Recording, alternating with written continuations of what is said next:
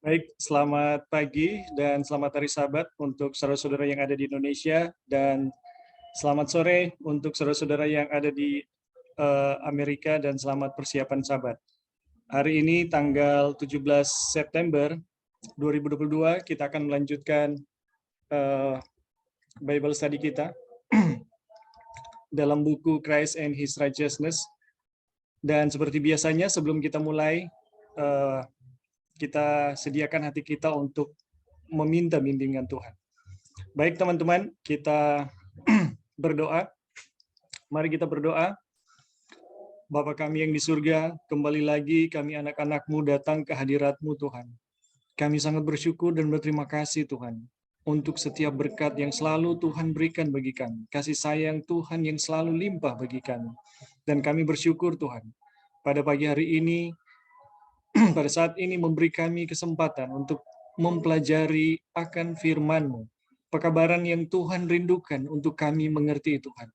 Sediakan hati kami dan buka pengertian kami Tuhan. Bimbing kami dengan roh Tuhan yang akan menuntun kami ke dalam seluruh kebenaran. Sehingga kami boleh memahami kebenaran dan kebenaran yang memerdekakan kami. Terima kasih Tuhan. Terima kasih untuk berkat-berkat yang akan menjadi bagian kami sepanjang Bible study kami. Dan terima kasih untuk memberkati jaringan internet selama proses Zoom berlangsung. Dan terima kasih untuk memberkati saudara-saudara kami yang lain yang belum terhubung dengan kami. Terima kasih Tuhan, kami mau serahkan Bible study kami ke dalam tangan-Mu. Inilah doa kami, di dalam nama Yesus kami sudah berdoa. Amin. Baik teman-teman, saat ini kita sudah memasuki chapter yang ke-10 ya, penerimaan Allah. Dan sebelum kita melanjutkan, kita akan sedikit ya mengulangi apa yang telah kita pelajari pada minggu yang lalu, atau ya Sabat yang lalu dan minggu yang lalu ya. Jadi pada minggu yang lalu kita telah belajar bagaimana dua pengalaman orang yang menerima kebenaran Allah dan orang yang gagal menerima kebenaran Allah. Dan kita juga telah pelajari bagaimana bagaimana kebenaran Allah itu didapatkan, itu bukan dengan usaha ya, tetapi dengan sebuah pemberian atau akibat pemberian Tuhan. Jadi kebenaran Tuhan itu tidak pernah didapatkan dengan upaya manusia, dengan berbagai macam upaya manusia, tetapi itu diberikan oleh Tuhan. Dan apa jadinya kalau kebenaran Tuhan itu diterima oleh manusia?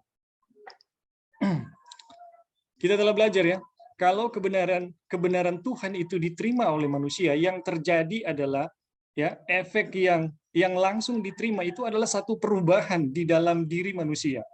Manusia yang menerima kebenaran Allah itu tidak hanya sekedar sebagai satu pengakuan surga ya, bahwa oh iya, orang ini udah benar ya di hadapan Tuhan.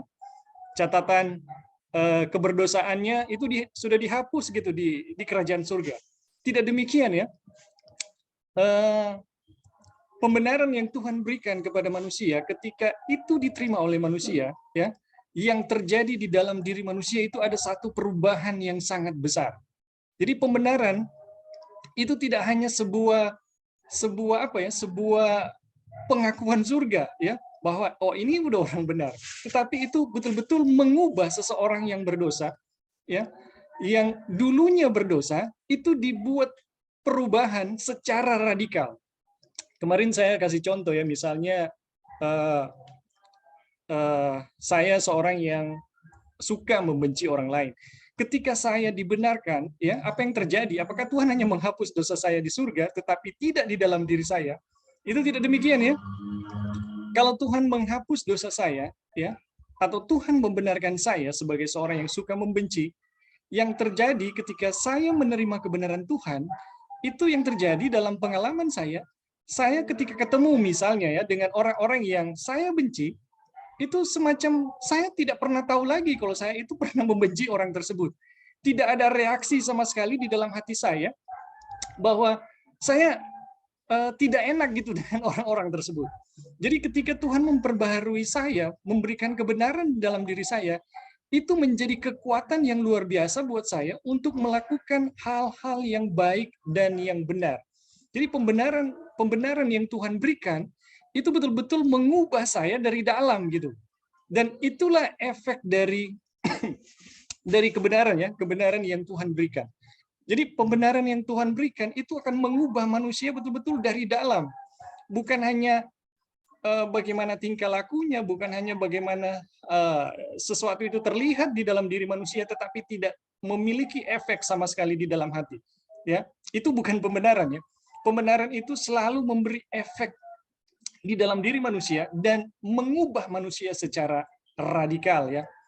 Dan kira-kira itu ya yang kita pelajari pada minggu yang lalu, dan itu sekali lagi ya, itu bukan didapatkan dengan satu proses penyiksaan, satu proses yang panjang ya, satu proses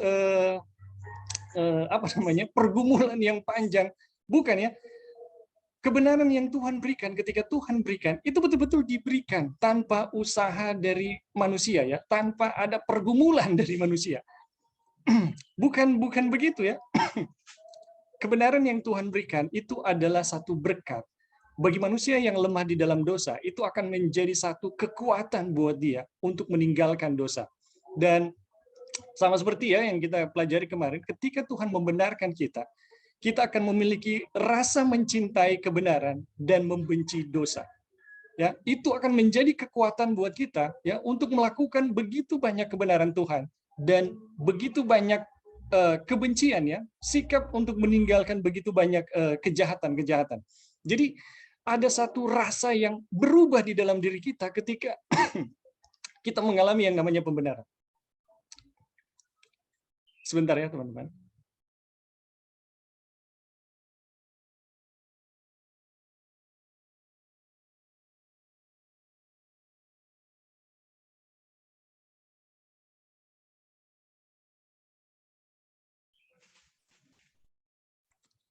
Jadi itulah yang Wagoner jelaskan di bab sebelumnya, bab ke-9 kalau nggak salah ya, bab ke-8 ya kalau nggak salah. Kebenaran itu manusia yang berdosa bagaimana bisa melakukan kebenaran? Manusia itu harus dibenarkan dulu.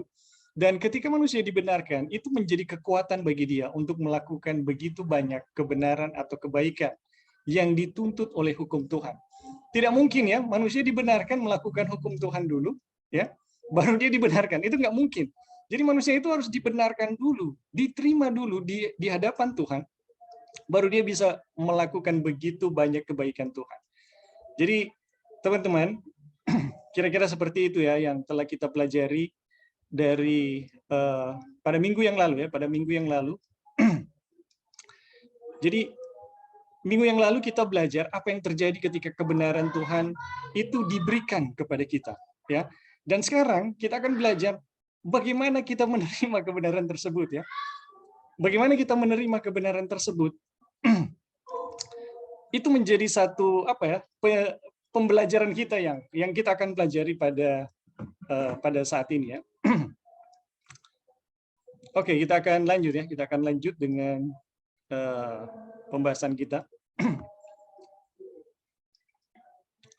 Penerimaan Allah.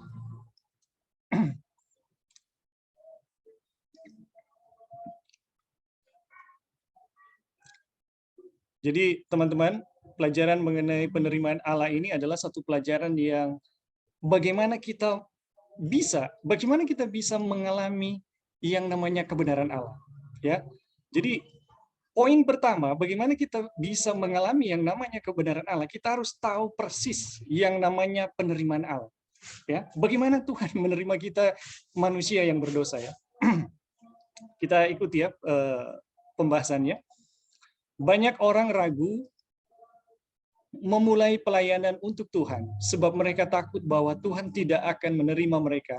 Dan ribuan orang yang sudah bertahun-tahun mengaku sebagai pengikut Kristus masih saja ragu akan penerimaan Allah bagi mereka. Jadi teman-teman, di sini Wagoner mencoba ya menggambarkan ada begitu banyak orang ya yang ragu memulai pelayanan untuk Tuhan sebab takut bahwa Tuhan tidak menerima mereka, dan banyak orang, ada ribuan orang yang sudah bertahun-tahun mengaku sebagai pengikut Kristus masih ragu akan penerimaan Allah bagi mereka.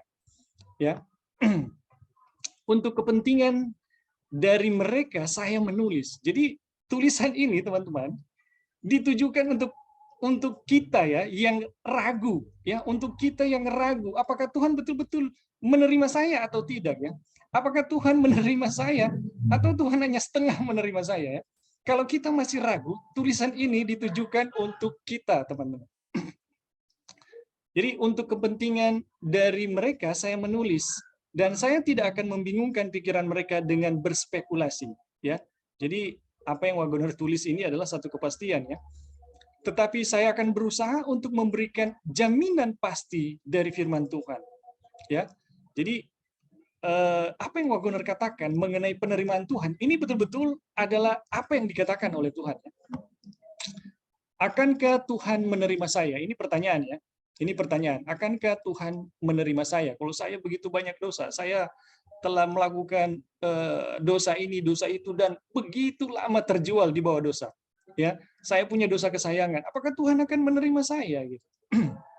Saya ingin menjawab dengan pertanyaan lain. Ini kata-kata Wagoner ya. Apakah seseorang menerima apa yang telah dibelinya? Ya, apakah seseorang menerima apa yang telah dibelinya? Jika kamu pergi ke toko dan membeli barang, akankah kamu menerima barang yang kamu beli? Ya, tentu saja. Ya, tidak perlu dipertanyakan lagi. Jadi teman-teman, kalau kita pergi ke toko dan mau membeli barang, apakah kita akan menerima barang itu? Ya tentu saja ya. Ini tidak perlu dipertanyakan. Jadi kalau ada satu toko menjual barang dan saya masuk ke toko tersebut mau membeli, kalau saya sudah bayar, ya apakah saya perlu bertanya apakah saya akan menerima barangnya? Ya tidak perlu ya. Tidak perlu. Pasti ketika saya bayar, ya barang yang dijual, saya pasti akan menerima barang tersebut. Fakta bahwa kamu membeli dan barang-barang itu sudah dibayar dengan uangmu itu cukup menjadi bukti bahwa tidak saja kamu mau menerima barang-barang itu, tidak saja kamu mau menerima barang-barang itu, tetapi kamu pasti tidak sabar menerimanya. Jadi teman-teman, bukan hanya sekedar ketika saya membayar barang yang ada di toko, bukan saja saya pasti akan menerima, tapi ketika saya sudah membayar, saya tidak sabar gitu. Saya mau secepatnya itu menjadi milik saya gitu.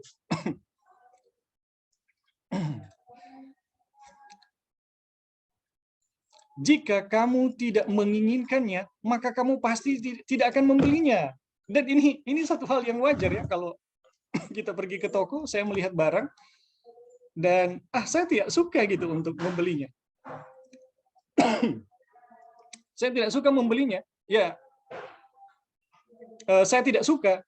Ya, saya tidak membelinya. Kenapa saya tidak membelinya? Saya tidak suka gitu. Dan bahkan, ya, lebih mahal kamu bersedia membayar, lebih tidak sabar kamu ingin menerimanya. Jadi teman-teman, ini prinsip ya. Prinsip bagaimana kita membeli sesuatu ya. Jika kita tidak menginginkan satu barang ya, menginginkannya, maka kita pasti tidak akan membelinya. Ini satu kenyataan, satu prinsip gitu. Dan bahkan ya, lebih mahal kamu bersedia membayar atau lebih mahal harga yang dijual ya, lebih tidak sabar kamu ingin menerimanya. Misalnya teman-teman, saya punya kesempatan ya. Saya punya kesempatan untuk membeli jam tangan Rolex misalnya. Ya, saya punya uang tiba-tiba dan saya dikasih kesempatan. Ketika saya membayar, wah saya pasti tidak sabar gitu untuk membeli ya, untuk mengambil barang jam tangan tersebut, Rolex yang harganya ratusan juta bahkan bisa miliaran ya. Jadi teman-teman, dan bahkan lebih mahal kamu bersedia membayar, lebih tidak sabar kamu ingin menerimanya. Jadi semakin mahal barang tersebut, teman-teman, adalah satu prinsip, itu semakin kita menginginkan, ya kita yang membeli, kita menginginkan barang tersebut. Jika harga yang kamu bayar sangat mahal dan kamu hampir saja membayar dengan nyawamu untuk membeli barang tersebut, barang itu, maka sangat tidak perlu Anda pertanyakan apakah kamu mau menerima barang itu atau tidak. Teman-teman, ini luar biasa ya, Wagoner mengatakan. Kalau saja ya, jangankan mahal ya, jangan saja mahal gitu. Dan kalau misalnya barang yang saya beli itu adalah mahal dan itu hampir saja membuat nyawa saya hilang gitu, ya. Itu apakah kita mau pertanyakan lagi apakah saya suka barang itu atau tidak gitu. Ada banyak orang, teman-teman, membeli sesuatu, ada beberapa ya, membeli sesuatu dengan sampai mempertaruhkan nyawa gitu untuk mendapatkan barang tersebut ya. Dan itu menunjukkan betapa sukanya gitu, betapa sukanya orang-orang tersebut akan barang yang dia miliki ya. Kita bisa lihat ya pada kasus-kasus misalnya pembelian tanah ya. Orang bisa ya sampai berkelahi bahkan mau bunuh-bunuhan ya untuk tanah yang dimiliki gitu. Jadi teman-teman, ketika apa yang mau dibeli sampai melibatkan hampir kehilangan nyawa, apakah itu tidak menunjukkan bahwa orang itu tidak menginginkan gitu barang tersebut ya? Jadi ini Wagoner katakan ya, maka sangat tidak perlu ada pertanyaan apakah kamu mau menerima barang itu atau tidak kalau itu sudah melibatkan hampir kehilangan nyawa ya. Kecemasan besar kamu adalah jangan sampai terjadi kegagalan dalam pengirimannya. Jadi kalau ada satu barang ya teman-teman yang sangat mahal dan saya beli itu hampir kehilangan nyawa dan itu ternyata dikirim dari jauh ya teman-teman. Barang itu dikirim dari kejauhan. Itu akan membuat saya akan cemas gitu. Aduh, apakah barang saya sampai nggak gitu? Apakah saya menerima nggak gitu? Itu yang menjadi kekhawatiran saya, bukan apakah barang ini saya terima atau tidak gitu. Saya bisa terima atau tidak. Itu jauh ya pertanyaan mengenai itu. Dan sekarang teman-teman, setelah kita melihat ya ilustrasi yang Wagoner jelaskan di atas, sekarang kita lihat aplikasi yang aplikasinya ya. Bagaimana aplikasinya untuk kehidupan rohani kita ya. Tapi sebelumnya kita minta waktu sedikit dulu ya.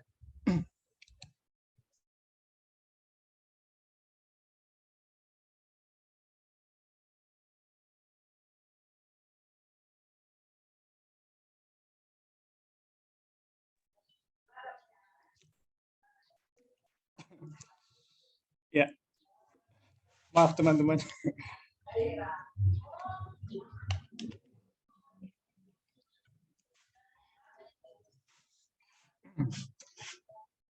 Jadi setelah melihat bagaimana Wagoner menjelaskan sebuah prinsip dalam sebuah transaksi, ya. Sekarang kita melihat ya bagaimana aplikasi dari ilustrasi yang Wagoner jelaskan mengenai transaksi, keadaan yang terjadi dalam sebuah transaksi ya. Sekarang kita lihat ya bagaimana aplikasinya. Mari kita aplikasikan ilustrasi sederhana yang lazim terjadi pada kasus kita orang berdosa yang datang pada Kristus. Pertama-tama, dia telah membeli kita.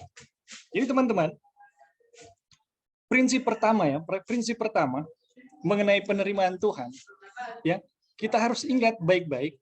Pertama-tama, dia telah membeli, bukan akan membeli ya. Jadi ini prinsip yang pertama ya teman-teman. Pertama-tama yang harus kita ingat adalah Tuhan telah membeli kita, bukan akan membeli kita ya. Ini garis bawahi baik-baik ini kata-kata itu. Tuhan telah membeli kita, ya. Kita lihat ya ayat-ayatnya. Atau tidak tahukah kamu bahwa tubuhmu adalah bait Roh Kudus yang diam di dalam kamu, Roh Kudus yang kamu peroleh dari Allah, dan bahwa kamu bukan milik kamu sendiri, sebab kamu telah dibeli dengan harganya, ya. dan harganya telah lunas dibayar. Jadi teman-teman, kamu telah dibeli dengan harganya ya telah lunas dibayar. Jadi bagaimana penerimaan Tuhan terhadap kita, teman-teman? Ya, Tuhan telah membeli kita gitu, dan harganya ya telah lunas dibayar. Tuhan tidak pernah menyatakan saya akan membelinya gitu. Ya, nggak ada itu pernyataannya. Tetapi saya telah membelinya. Apa artinya itu, teman-teman? Kita lihat ya. Karena itu muliakanlah Allah dengan tubuhmu. Ya, harga yang dibayar untuk membeli kita adalah darahnya sendiri, ya, hidupnya. Jadi berapa besar harga yang Tuhan berikan untuk membayar manusia yang telah jatuh di dalam dosa, ya, harganya adalah darahnya sendiri atau kehidupannya sendiri. Paulus berkata kepada para tua-tua di Efesus, karena itu jagalah dirimu dan jagalah seluruh kawanan, karena kamulah yang ditetapkan Roh Kudus yang menjadi penilik untuk mengembalakan jemaat Allah yang dibelinya dengan darahnya sendiri. Jadi teman-teman, ini jemaat Allah dibelinya dengan darahnya sendiri. Sebab kamu tahu bahwa kamu telah ditebus, ya. Ini kata-kata bentuk waktunya, perhatikan, telah ditebus, bukan akan ditebus. Dari cara hidupmu yang sia-sia yang kamu warisi dari nenek moyangmu, itu bukan dengan barang yang fana, bukan pula dengan perak atau emas, melainkan dengan darah yang mahal, yaitu darah Kristus, ya. Yang sama seperti darah anak domba yang tak bercacat, tak bernoda dan tak bercacat, ya.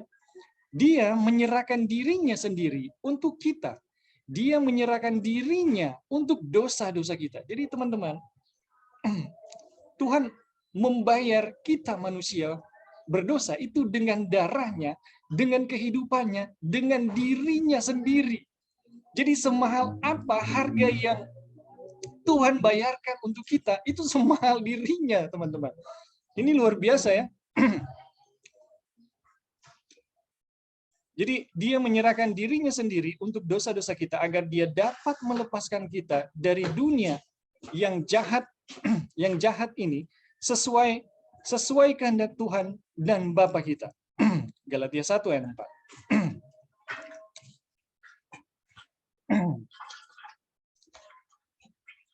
Oke, sampai di sini teman-teman. Ada yang mau menambahkan atau memberi tanggapan? Dipersilakan sebelum kita lanjut.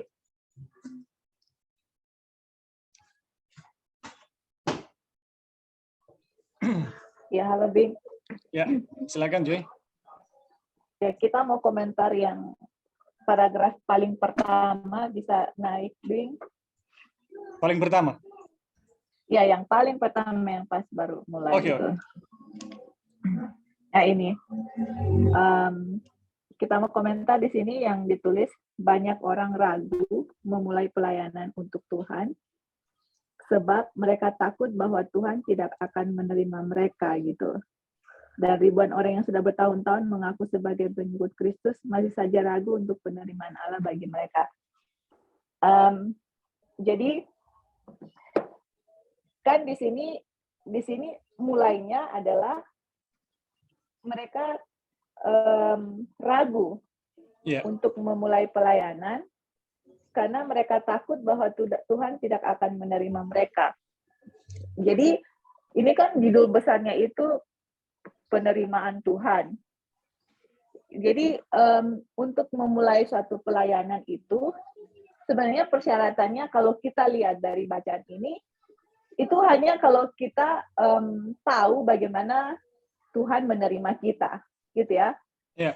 Jadi enggak ada yang tetek bengek harus begini, harus begitu, baru ngana bisa layak untuk memulai pelayanan untuk Tuhan. Dalam pekabaran malaikat ketiga untuk memulai pelayanan untuk Tuhan, sebenarnya hanya ada satu kesadaran bahwa apakah Tuhan menerima kita atau enggak. Seperti itu. Jadi teman-teman kita mau coba komentar ya, minta maaf kita mau coba komentar Bible study yang kalau teman-teman tahu bagus, kalau nggak tahu ya nggak apa-apa. Yang itu ada tangga-tangga itu, kalau kalian ngerti saya punya maksud apa.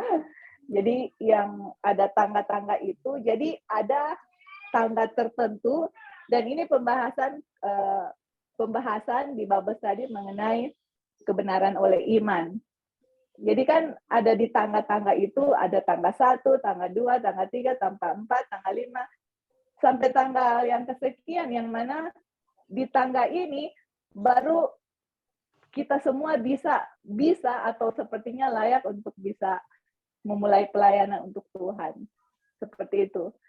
Jadi pas kita baru baca paragraf ini pun, kita langsung teringat akan pelajaran itu dan tangga-tangga yang teman-teman sudah share ya. Tidak seperti itu dalam pelajaran malaikat ketiga yang sebenarnya gitu. Dalam pelajaran malaikat ketiga, untuk kita semua, karena kita semua itu dipanggil untuk melayani Tuhan. Nah, kenapa saya takut? Saya merasa tidak layak untuk melayani Tuhan, karena masalahnya adalah apakah kita sudah diterima Tuhan atau enggak, seperti itu. Makanya dalam pelajaran ini dikasih tahu apakah Tuhan menerima kita gitu. Makanya Wagner kasih ceritanya, kalau kalian pergi ke toko beli barang, apakah kalian suka barang itu atau enggak gitu. Apalagi harganya sangat mahal dan istilahnya bayar sampai kita mau mati, istilahnya sampai seluruh jiwa raga kita serahkan untuk membeli barang itu, tentu karena kita sangat menginginkan barang tersebut gitu. Dan kalau barang itu sudah dibayar, saya nggak sabar untuk barang itu ada di kita. Nah, sama dia punya yang dia kasih sama kita dengan Tuhan gitu.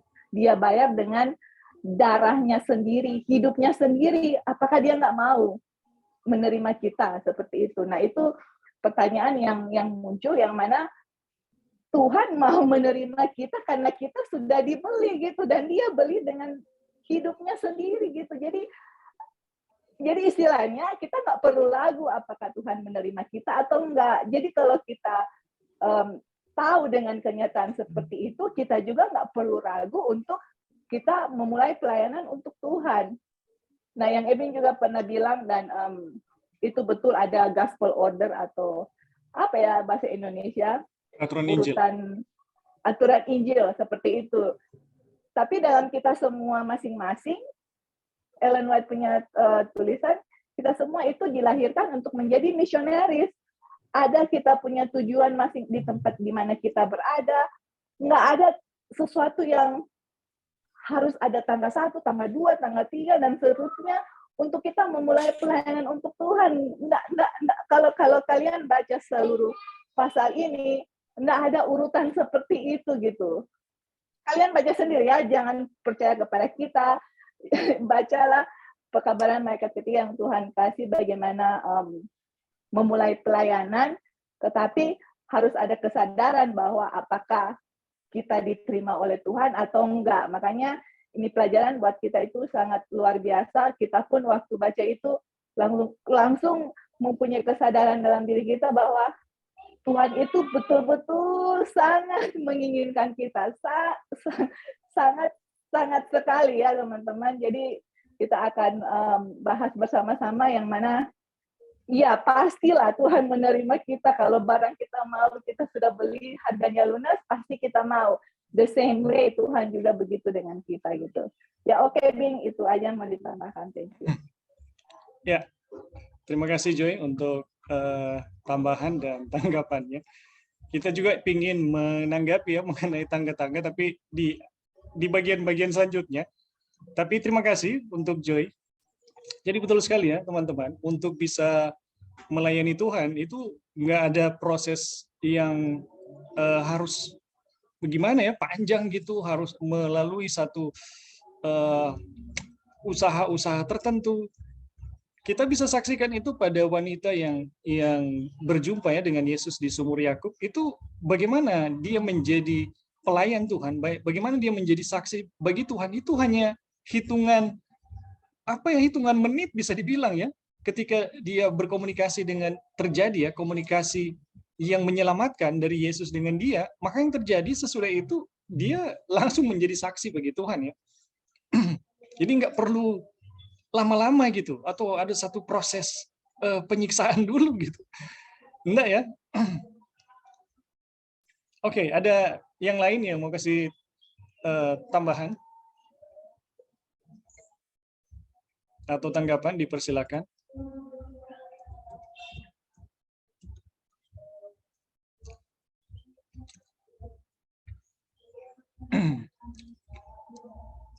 Jadi teman-teman, kenapa kita perlu belajar mengenai penerimaan Allah ini? Ya, karena ini adalah poin yang awal bagaimana kita mengalami yang namanya kebenaran. Kalau kita tidak pernah yakin bahwa Tuhan menerima kita, ya, kalau kita nggak pernah yakin Tuhan menerima kita, maka akan muncul yang namanya program usaha-usaha untuk membujuk Tuhan menerima kita. Ya, siapa tahu dengan rajin melayani Tuhan ya, Tuhan akan jadi lebih baik kepada saya, akan lebih menerima saya. Bisa saja kita berpikir mungkin dengan semakin sering kita belajar Alkitab itu, wah Tuhan lebih menerima saya gitu. Semakin saya rajin berdoa mungkin ya, saya akan semakin diterima oleh Tuhan. Jadi kita terpikir kalau Tuhan itu tidak menerima saya, teman-teman, ya, ada satu hal dulu yang saya harus buat supaya dia berterima kepada saya. Ini poin penting sekali, teman-teman. Bagaimana kita disesatkan dan bagaimana kita mengalami yang namanya pembenaran. Ini prinsip yang paling dasar. Kenapa ahli Taurat itu berpikir bahwa dengan begitu banyak perbuatan, dia beranggapan bahwa dia akan dibenarkan oleh Tuhan. Karena ini, teman-teman, dia tidak yakin kalau Tuhan menerimanya dia. Tuhan menerima dia apa adanya gitu. Dan Wagner memberi penjelasan kepada kita, teman-teman, bagaimana supaya kita mengalami yang namanya kebenaran, yang kalau kita terima itu mengubah kita. Poin yang pertama yang kita harus ingat baik-baik, Tuhan telah menerima kita. Dan bagaimana bukti bahwa Tuhan telah menerima kita? Dia telah membeli kita gitu, dan dia telah membeli kita lunas. Dan dengan apa dia membeli diri kita yang berdosa ini? Dia membeli kita dengan dirinya sendiri gitu. Harga pembayaran kita itu harga dirinya, teman-teman. Itu bukan harga yang main-main. Ya, itu harga semesta alam gitu. Dan bagaimana kita bisa ragu bahwa dia tidak menerima kita gitu, atau kita harus membujuk dia dengan upaya-upaya tertentu supaya dia menerima saya, teman-teman. Jadi ini poin pertama ya.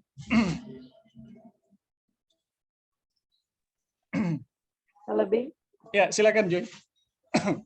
Ya, jadi mau tambahkan juga ya, itu yang mana orang-orang yang melayani Tuhan di zaman Tuhan Yesus, waktu orang yang sakit kusta atau orang yang matanya disembuhkan, itu mereka memulai pelayanan kepada Tuhan, tidak perlu ada usaha-usaha yang mereka harus lakukan ya di situ.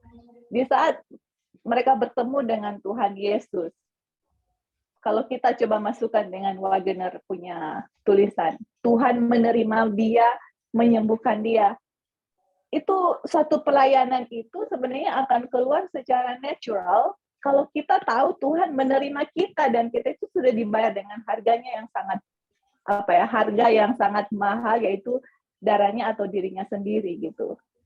Itu kenyataannya begitu. Jadi betul yang tadi Ebing bilang, kenapa ada usaha-usaha yang dilakukan, karena ya itu kita nggak tahu kalau Tuhan menerima kita atau tidak gitu. Jadi ini ya yang kita lihat ini adalah pekabaran yang Tuhan berikan untuk kita, pekabaran malaikat ketiga itu. Kalau teman-teman saya baca dan membandingkan apa yang saya alami di masa lampau, ini gospel ini, pekabaran malaikat ketiga ini sangat simple dan susah sekali kita untuk menerima karena kita sudah dibombardir dengan usaha-usaha manusia gitu. Ngana harus begini, begini dulu, baru berdamai dengan Tuhan, baru diterima oleh Tuhan, jadi istilahnya perlu banyak usaha ini semualah untuk Tuhan menerima kita gitu. Tapi kalau kita atau mendapatkan kebenaran Kristus seperti itu. Kalau mempelajari pekabaran malaikat ketiga tidak seperti itu gitu. Jadi agak susah untuk kita yang sudah biasa terlatih dengan atau sudah biasa di pikiran kita harus bikin ini, harus begini, gini, ada usaha ini itu untuk kita bisa mulai pelayanan, untuk kita bisa diterima Tuhan dan segala macam. Jadi pas datang pekabaran malaikat ketiga, susah kita untuk mau terima dan susah untuk menerima kenyataan yang firman Tuhan katakan apa adanya. Makanya kalau mempelajari pekabaran malaikat ketiga ini yang kita perhatikan, kalau kita itu nggak seperti anak kecil, menerima firman Tuhan, apa yang firman Tuhan katakan seperti itu, kita atau teman-teman akan menemukan satu kesulitan yang sangat besar untuk menerima pekabaran ini. Karena sangat simpel dan sangat, Tuhan masa sih seperti itu gitu, masa semudah itu, ya memang mau bikin apa lagi gitu. Apakah ada usaha dari kita untuk membuat Tuhan menerima kita? Apakah saya harus baik dulu, saya harus bikin ini itu dulu, baru Tuhan bayar kita? Coba teman-teman tanya, apakah saya harus bikin A, B, C, D sampai Z, baru Tuhan, kadang-kadang so bikin A to Z, A sampai Z, makanya kita mau bayar ngana sampai lunas gitu. Kita suka kamu kadang-kadang bikin itu. Justru kita nggak layak apa-apa, justru disitulah Tuhan mau beli kita, mau bayar kita gitu. Apa yang kita mau bikin gitu untuk memuaskan hati Tuhan supaya Tuhan bayar? Ya enggak teman-teman. Nah itulah di situ untuk kita bisa mengerti bahwa justru saya nggak layak dibeli, justru Tuhan yang membeli kita dengan harganya yang lunas dan yang sudah dibayar dengan darahnya sendiri. Berarti dia itu sangat mengingini kita dengan keadaan kita. Titik. Jadi kalau dia suka kita, dia pasti akan terima kita karena dia beli kita dengan keadaan kita yang mengerikan gitu. Seperti itu ya. Jadi Tuhan mau beli untuk apa? Nah, nanti di pembahasan di bawah ini akan dibahas. Tapi teman-teman sangat wonderful, sangat luar biasa ya dia punya pembahasan sampai kalau kita baca itu, teman-teman baca akan sangat merasa Tuhan mau kok kita seperti itu gitu. Maksudnya kok bisa ya Tuhan mau beli kita dengan keadaan kita seperti itu dan Tuhan menerima kita.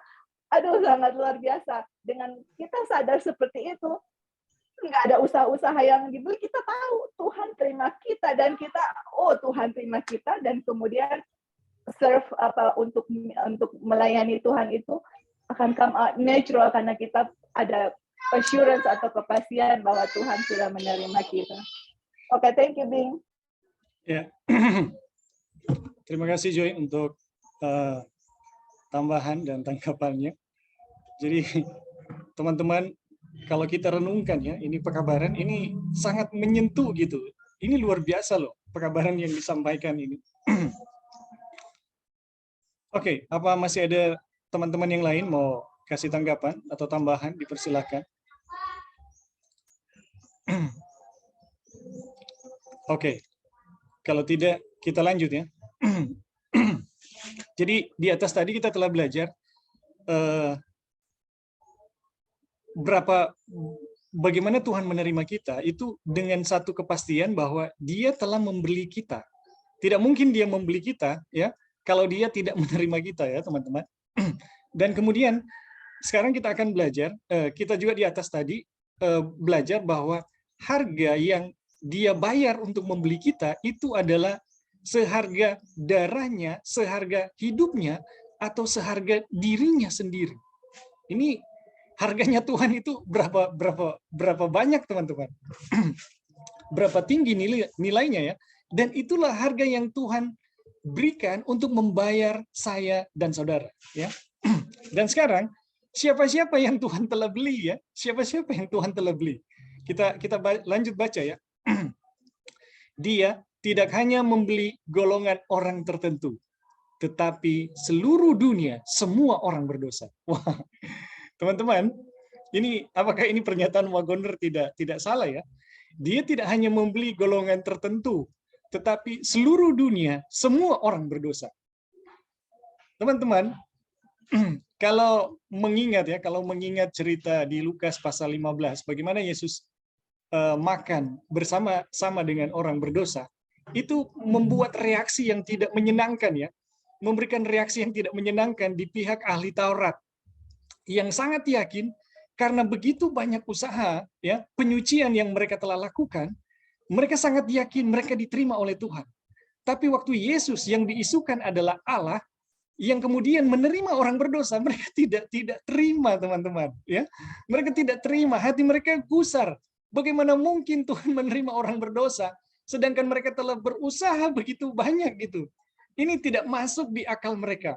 Tapi itulah ya agama yang palsu ya, yang salah menggambarkan tentang Tuhan, teman-teman. Bagaimana agama yang demikian berusaha untuk menggambarkan Tuhan itu harus disogok dulu gitu, baru dia akan berterima kepada kita. Tetapi Yesus datang ke dunia, teman-teman, untuk menjelaskan siapa Tuhan yang sebenarnya ya. Dan ketika Tuhan membeli kita, teman-teman, dia tidak membeli hanya golongan tertentu. Dia tidak membeli hanya orang yang benar, teman-teman. Dia tidak hanya membeli orang-orang yang saleh. Ya, dia tidak membeli hanya umat Tuhan, tetapi dia membeli seluruh dunia, semua orang yang berdosa. Ya, ini luar biasa, teman-teman. Tidak pernah dikatakan Tuhan membeli orang yang benar, ya, teman-teman. Tapi Tuhan membeli semua orang berdosa. Dan kita lihat ayatnya, ya. Karena begitu besar kasih Allah akan dunia ini, sehingga Ia telah mengaruniakan anaknya yang tunggal. Jadi, karena pengaruniaan anak yang tunggal, teman-teman, pengaruniaan anak yang tunggal itu bukan hanya untuk orang benar, tetapi untuk seisi dunia. Apa artinya? Artinya seisi dunia telah menerima harga yang begitu besar dari Tuhan, dan itu artinya Tuhan telah menerima seisi dunia ini. Bukan jadi orang benar dulu, baru Tuhan mau beli, teman-teman. Ya. Baru kita lihat ya ayat selanjutnya, Yesus berkata, roti yang kuberikan itu ialah dagingku yang kuberikan untuk hidup dunia. Jadi roti ini adalah bicara tentang tubuhnya ya, teman-teman. Yang diberikan ya. Yang diberikan untuk hidup dunia. Jadi Tuhan tidak memberi hanya sebagian orang, teman-teman.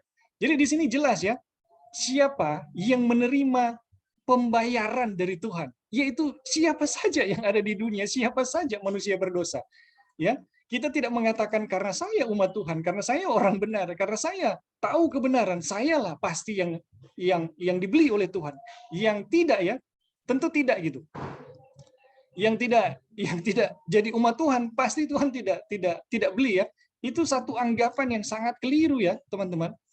Bagaimana kita membatasi kasih Tuhan, bagaimana kita membatasi penerimaan Tuhan terhadap manusia karena rasa benar diri yang ada di dalam diri kita.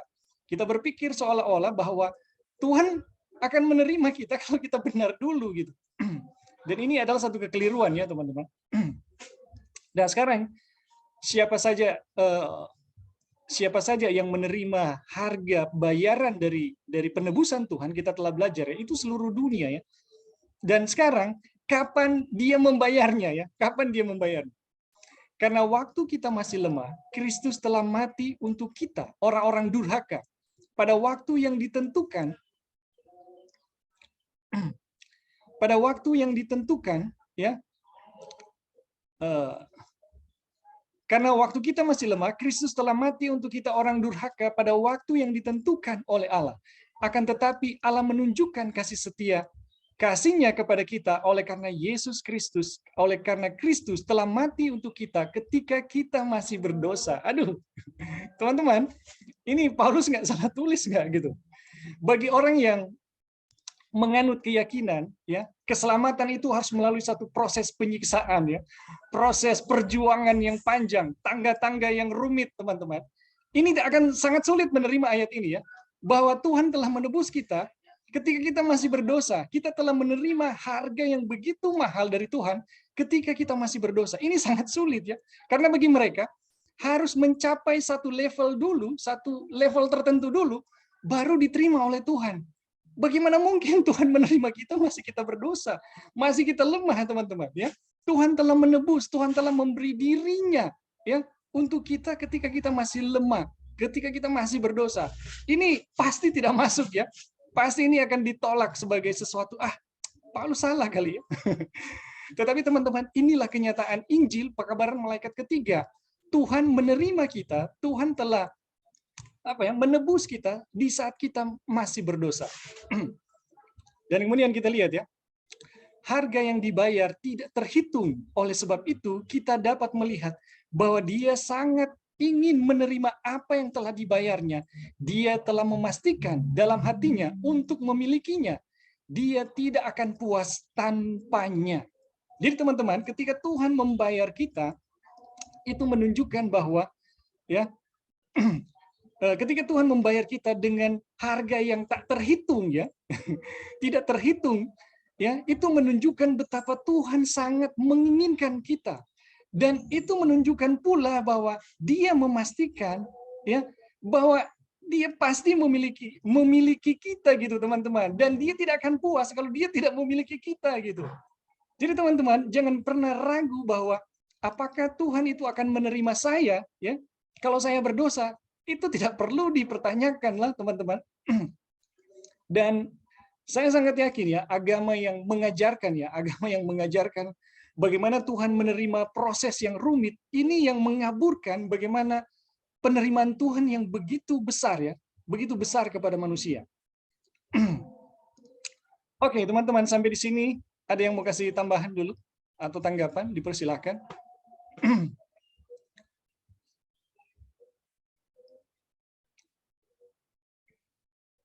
Halo Bing. Ya, silakan Joy. Kalau kita belajar pekabaran malaikat ketiga dan juga pekabaran-pekabaran yang lain, kalau teman-teman perhatikan dengan baik-baik, dia punya perbedaan apa di sini? Nah, yang kita perhatikan adalah kalau pekabaran malaikat ketiga, ini kan yang asli ya, yang ini yang Ellen White bilang ini yang asli. Inilah pekabaran malaikat ketiga yang dikasih oleh Wagner dengan Jones. Kalau di pekabaran malaikat ketiga ini adalah Tuhan yang memulai inisiatif, Tuhan yang bayar, Tuhan yang memberikan dia punya kebenaran. Jadi semuanya itu dari Tuhan, baru saya terima, baru akan ada dia punya hasil. Itu pekabaran malaikat ketiga yang kita lihat. Nah, kalau yang selain dari pekabaran malaikat ketiga yang kita pun tahu di dahulu atau orang mengaku pekabaran malaikat ketiga adalah, dan itu pun terjadi di Bible study ini ya teman-teman, di kelompok kita adalah saya yang harus duluan gitu. Saya yang harus mulai melakukan sesuatu, saya harus bikin ini, bikin itu, kemudian hasilnya Tuhan akan terima. Hasilnya baru Tuhan akan memberikan kebenaran. Jadi itu sama dengan agama kekafiran ya, yang orang sudah tahu bahwa agama kekafiran itu adalah dewa-dewa, saya harus bawa sesajen, saya harus bikin ini, saya harus bikin ini. Katolik, saya harus bikin ini untuk diterima oleh Tuhan. Saya harus bawa uang untuk dosa saya dihapus sama Tuhan. Harus ada hal-hal tertentu, ada penyiksaan, ada baru Tuhan terima. Kalau pekabaran malaikat ketiga, Wagner dengan A.T. Jones kasih kenyataan yang sebenarnya itu gimana gitu. Waktu kamu masih berdosa ini ya, yang di ayat ini, Tuhan mati bagi kita gitu. Apakah dibilang di situ, oke, kamu stop berbuat dosa dulu, harus begini dulu, baru Tuhan akan terima. Atau kamu harus melakukan usaha penurutan dulu, baru kebenaran Tuhan akan diberikan. Jadi kebalik kalau kita lihat sebab dan akibat. Sebab di pekabaran malaikat ketiga, Tuhan yang memulai, Tuhan yang berinisiatif, Tuhan yang memberi. Baru ada dia punya hasil. Selain dari pekabaran malaikat ketiga yang kalau kita nggak tahu ya, maksudnya yang kalau kalian dengar pun atau bagaimana apa kalian dapati dimanapun atau yang kita sudah ketahui adalah usaha manusia dulu, baru Tuhan. Jadi yang tadi Eding bilang kita suka kata-katanya, kita itu seperti sogok Tuhan gitu. Emangnya saya punya apa untuk saya sogok Tuhan gitu? Apa yang saya punya untuk, oh Tuhan ini saya sudah melakukan ini. Bisa nggak kamu terima saya? Atau dengan saya punya perbuatan ini, saya layak untuk kamu bayar loh. seperti itu. Padahal di sini enggak. Justru saya berdosa, disitulah Tuhan bayar dan Tuhan mau kita gitu. Dalam ketidakbenaran kita itu, Tuhan mau kasih dia punya kebenaran supaya kita dijadikan benar. Yang lain saya harus jadi benar dulu untuk supaya Tuhan kasih kebenaran, itu nggak akan pernah terjadi, teman-teman. Dan ini juga nggak akan pernah terjadi kalau saya harus melakukan sesuatu dulu baru Tuhan mau bayar kita. Itu bukan Alkitab ajarkan, nggak seperti itu gitu. Justru kita harus diterima Tuhan dulu, baru nantinya di pelajaran Liba itu, waktu Tuhan terima kita, itu apa yang akan terjadi gitu. Jadi itu yang saya lihat, sebab dan akibatnya itu terbalik gitu. Di pekabaran lain harus kita dulu, baru Tuhan. Pekabaran malaikat ketiga, dan kalau kalian baca Steps to Christ, kebahagiaan sejati, semua Tuhan yang mulai inisiatifnya, baru good works-nya itu akan muncul sesudah kita dibenarkan seperti itu ya. Jadi dan kalau ini kita salah, sebab akibatnya kita salah dalam pengertian kita, susah untuk menerima pekabaran malaikat ketiga. Kita akan melakukan apa ya, semua usaha-usaha untuk mencoba mau please Tuhan, mau coba untuk mendapatkan kebenarannya, mencoba untuk saya diterima Tuhan, dan akhirnya kita punya keagamaan itu menjadi satu keagamaan sama seperti orang Farisi yang banyak sekali tetek bengek yang mereka bikin supaya Tuhan terima mereka. Akhirnya teman-teman lihat ujung-ujungnya apa? Pembenaran diri. Lihat, saya sudah bikin ini, saya sudah begini, saya sudah begini, karena orang berdosa. Betul kan? Makanya di bab sebelumnya cerita mengenai itu. Yang Tuhan benarkan bukan orang yang melakukan ini untuk saya bisa diterima Tuhan. Orang yang mengaku dirinya berdosa, bilang Tuhan have mercy on me, dia tahu dia punya keadaan, nggak pernah merasa diri benar, nggak pernah saya merasa lebih benar dari orang lain. Karena kalau kita tahu Tuhan sudah beli semua orang, apakah saya mau bilang, saya loh yang lebih layak Tuhan bayar, masa Tuhan mau bayar orang pemabuk, orang pelacur? Doesn't make sense gitu. Begitulah orang Farisi. Kok Tuhan Yesus mau makan dengan orang berdosa? Kita yang istilahnya aktif di gereja, sebegini, masa Tuhan nggak datang di kita? Justru Tuhan datang untuk cari orang yang membutuhkan dia, bukan orang yang merasa benar. Makanya orang yang merasa benar, teman-teman, kita jamin susah untuk menerima pekabaran ini. Susah. Malah akan tolak. Betul. Just you guys gonna tunggu tanggal mainnya, tunggu waktunya. Kalau orang yang merasa benar diri nggak akan terima ini pekabaran ini. Justru waktu kita mendengar pekabaran ini, bersyukur sama Tuhan dengan keadaan kita. Tuhan menerima kita, bukan nggak itu satu hal yang bukan main, sangat menyenangkan daripada saya harus bikin ini. Jadi saya harus cek ini. Nomor 1 saya sudah bikin apa enggak? Tanggal keberapa saya ya? Masih tanggal kedua. Mesti kelima baru Tuhan terima mungkin. Seperti itu teman-teman, kita punya kehidupan akan coba-coba. Ini masih sudah di mana? Aduh, itu satu hal yang tidak tapi anyway, dengan pekabaran ini memberikan kepastian, jaminan kepada kita bahwa Tuhan itu tidak seperti itu. Tuhan itu seperti orang tua yang mau sekali anak-anaknya.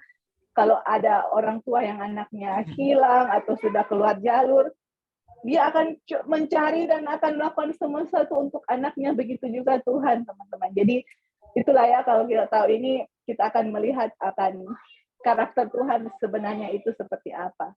Oke, thank you, Bing. Ya, terima kasih, Joy. Oke. Silakan, Brother Eric. Oke, baik. Sekali lagi, selamat baku dapat orang di diskusi ini. Dan selamat sahabat waktu Indonesia, khususnya waktu Tondano.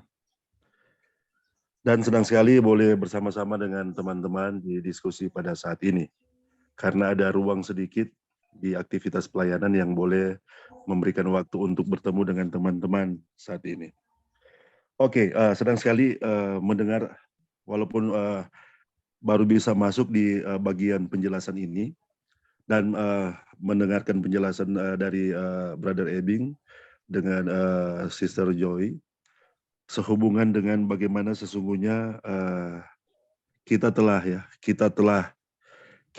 ditebus, kita telah dibenarkan. Jadi memang bahasa dari pekabaran 1888 ini telah. Jadi kalau DP bentuk waktu itu kalau DP tensis bahasa Inggris mungkin ini minta maaf kalau salah ya. Itu adalah present perfect ya. Present perfect, sesuatu yang telah dilakukan Allah dan itu telah selesai. Dan itu telah menjadi bagian kita. Bahkan ini yang uniknya, pekabaran ini telah menjadi bagian semua manusia. Hanya saja mereka belum menyadari, butuh Injil untuk membuka kesadaran mereka. Jadi sekali lagi ini ya, pekabaran ini bentuk waktunya telah. Kita telah ditebus, kita telah dibenarkan, dan kita telah ditempatkan Tuhan di wilayah di mana Tuhan akan dapat menyelamatkan kita. Kemudian yang kedua, sesungguhnya pekabaran ini adalah pekabaran dalam konteks the second coming ya. Sekali lagi ini terus mesti ingat bahwa pekabaran ini pekabaran tentang Christ in His righteousness dalam konteks ketika Yesus akan datang pada kali yang kedua. Nah, dalam konteks terang kedatangan Yesus pada kali yang kedua, orang bisa melihat ya bahwa ada satu keadaan yang menuntut kita untuk bersesuaian dengan konteks kedatangan Yesus pada kali yang kedua. Karena memang kalau kita tidak berada di dalam keadaan yang layak ya, waktu Tuhan Yesus datang pada kali yang kedua, tentunya ya orang akan terbakar. Seperti itu ya, orang akan terbakar. Karena kedatangan Tuhan itu adalah api yang menghanguskan ya. Kekudusan Tuhan itu adalah api yang menghanguskan. Kalau orang masih berada dalam keadaan setitik ya, secuil dosa, bukan nantinya ada 1, 2 ya atau 3 yang dosa kesayangan yang kita masih mengikat hati kita, tapi setitik dosa ya bisa saja itu menyebabkan bahwa kita tidak layak menyambut kedatangan Tuhan Yesus. Dan pekabaran ini Tuhan berikan di tengah-tengah pekabaran malaikat 1 dan 2. Jadi pekabaran malaikat 1 dan 2 itu adalah pekabaran panggilan ya, satu panggilan untuk membentuk satu umat yang akan mempersiapkan dirinya bagi kedatangan Yesus pada kali yang kedua, dan dengan semua terang yang Tuhan berikan untuk kesiapan itu.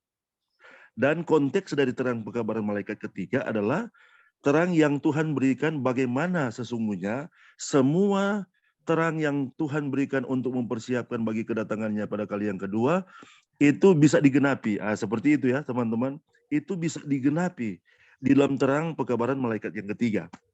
Sehingga ada satu kutipan yang mengatakan bahwa walaupun belum pernah dengar itu pekabaran 1 dan 2, tapi telah mendengarkan pekabaran yang ketiga, itu bisa dirangkum ya melalui terang pekabaran malaikat yang ketiga.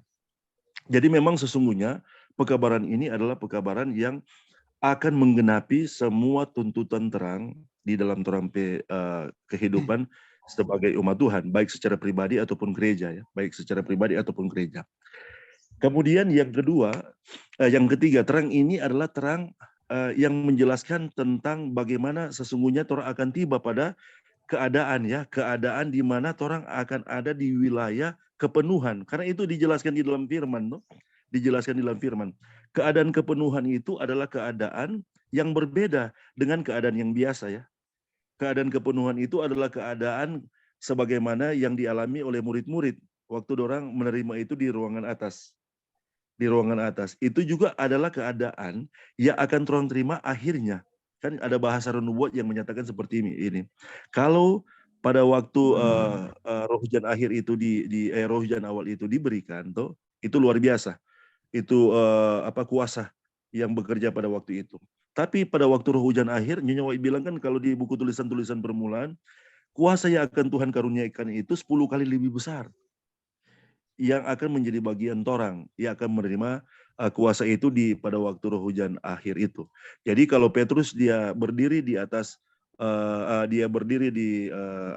Serambi Salomo atau apa itu, ketika dia membawakan pekabaran ada 3.000 orang dimenangkan, bisa saja ada di antara orang yang pada waktu roh hujan akhir itu diberikan, ada di antara orang yang membawakan pekabaran, itu sekarang dia 10 kali kuasa lebih besar, itu ada 30.000 yang ditobatkan. yang dimenangkan. Nah, sekarang orang melihat bagaimana sesungguhnya pekabaran ini atau kebenaran ini akan menempatkan orang di keadaan itu.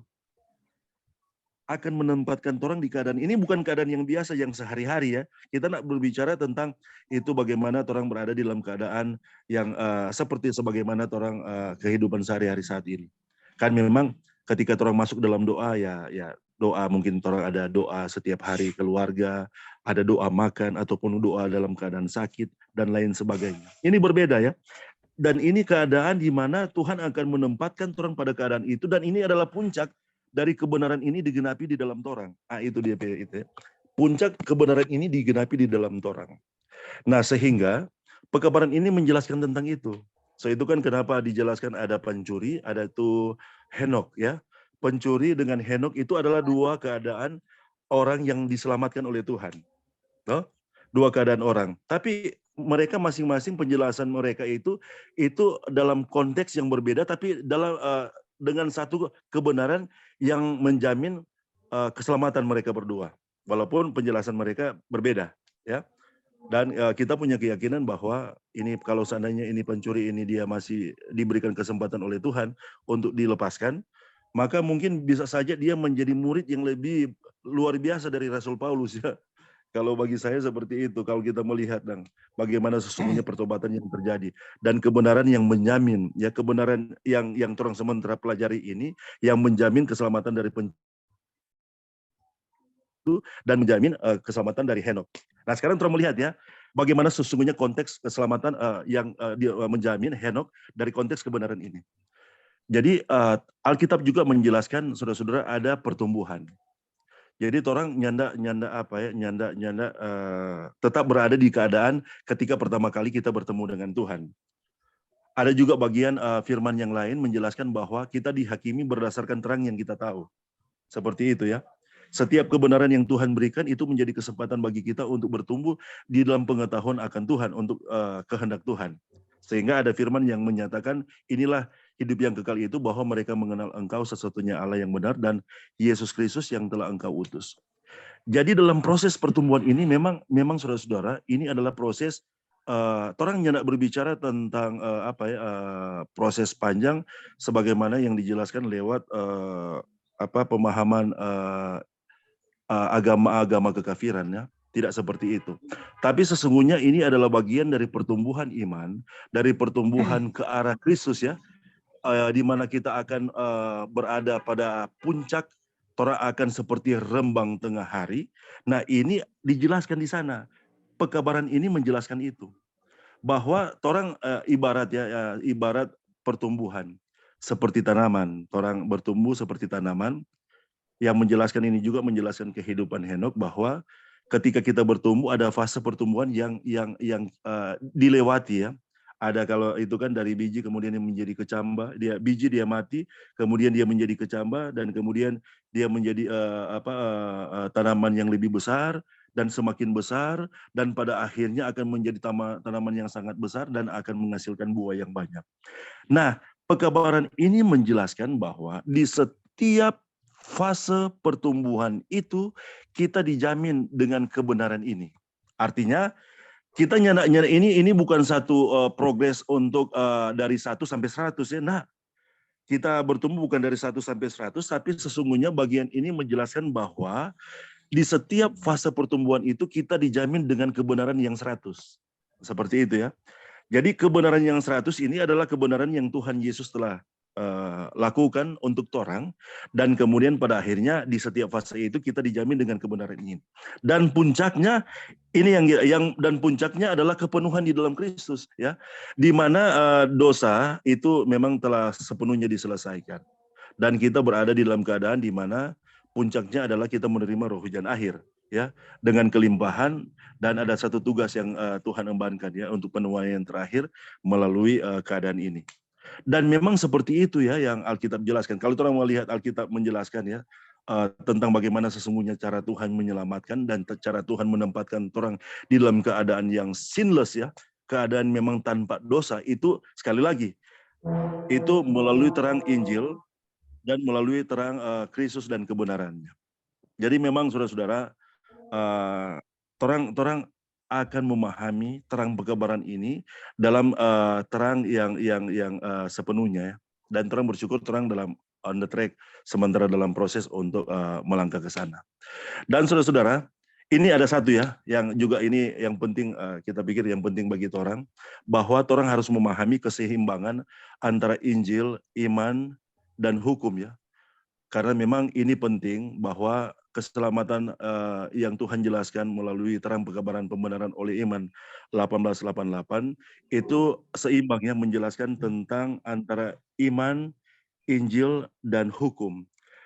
Yang di luar sana mereka tidak memiliki itu ya, pekabaran-pekabaran tentang pembenaran oleh iman yang ada di luar sana, mereka tidak memiliki sepenuhnya dari penjelasan keseimbangan dari ketiga hal ini, antara iman, sekali lagi iman, kemudian yang kedua adalah Injil, dan yang ketiga adalah hukum.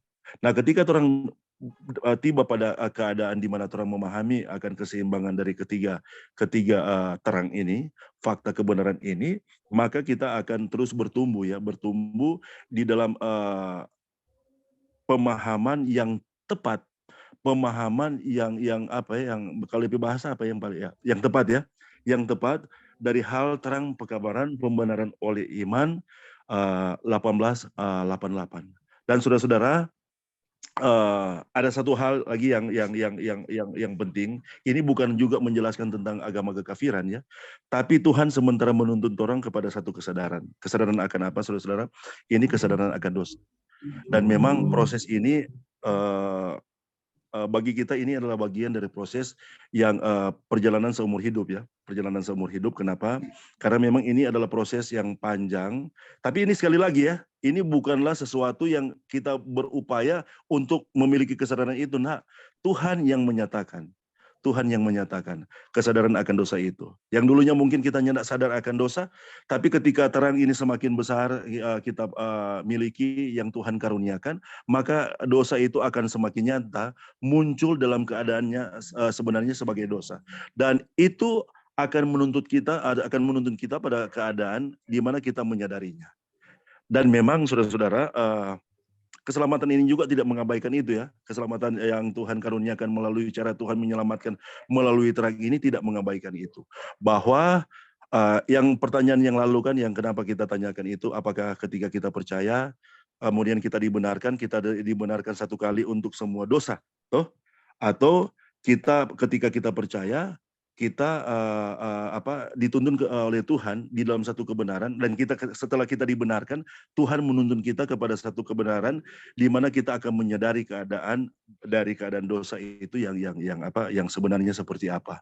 Dan memang ketika itu penting untuk kita boleh mengalami proses di mana kita mengalami akan proses pertumbuhan ke arah Kristus yang akan menuntun kita tiba pada keadaan di mana kita akan penuh di dalam Kristus, kemudian pada akhirnya akan mengalami kepenuhan itu dan kita dilayakkan ya untuk berada di dalam keadaan di mana Tuhan mencurahkan kecurahan roh hujan akhir itu yang Tuhan janjikan ya akan orang miliki ya, sesuai dengan pekabaran yang Tuhan berikan melalui terang pekabaran 3 malaikat.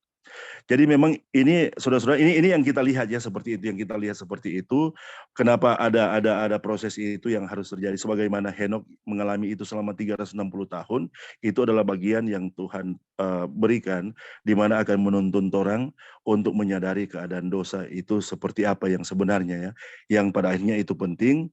Tuhan menyelesaikan masalah-masalah dosa itu di dalam kita, dan kemudian ketika semua dosa itu diselesaikan, pada akhirnya kita akan berada di dalam kepenuhan, di mana orang akan berada di dalam keadaan dilayakan untuk menerima apa yang dinamakan dengan kecurahan roh hujan akhir itu. Oke, Bing, itu mungkin yang bisa ditambahkan, dan juga teman-teman, terima kasih. Ya, terima kasih Brother Eric untuk tambahannya. Jadi teman-teman, di sini kita belajar satu prinsip dasar ya, prinsip dasar mengenai bagaimana kita mengalami kebenaran ya. Dan prinsip dasar yang pertama kita mengalami kebenaran itu adalah kita harus paham kapan Tuhan menerima kita gitu, atau bagaimana penerimaan Tuhan kepada kita. Dan kita telah belajar ya, bagaimana Tuhan membenarkan kita, bagaimana Tuhan menerima kita, itu nggak butuh satu proses yang panjang teman-teman ya. Sebelum kita sadar ya, sebelum kita tahu tentang Tuhan, Bahkan sebelum kita sadar tentang Tuhan, Tuhan telah menerima kita. Tuhan telah menebus kita ketika kita masih berdosa ya. Tuhan telah mati untuk kita.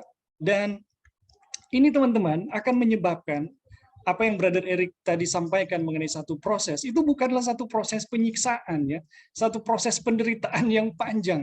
Karena ada banyak orang berpikir ya, bagaimana dia menjalani satu kehidupan Kristen itu akan menjalani tahap-tahap penderitaan yang begitu panjang gitu, begitu meningkat, semakin lama semakin berat gitu.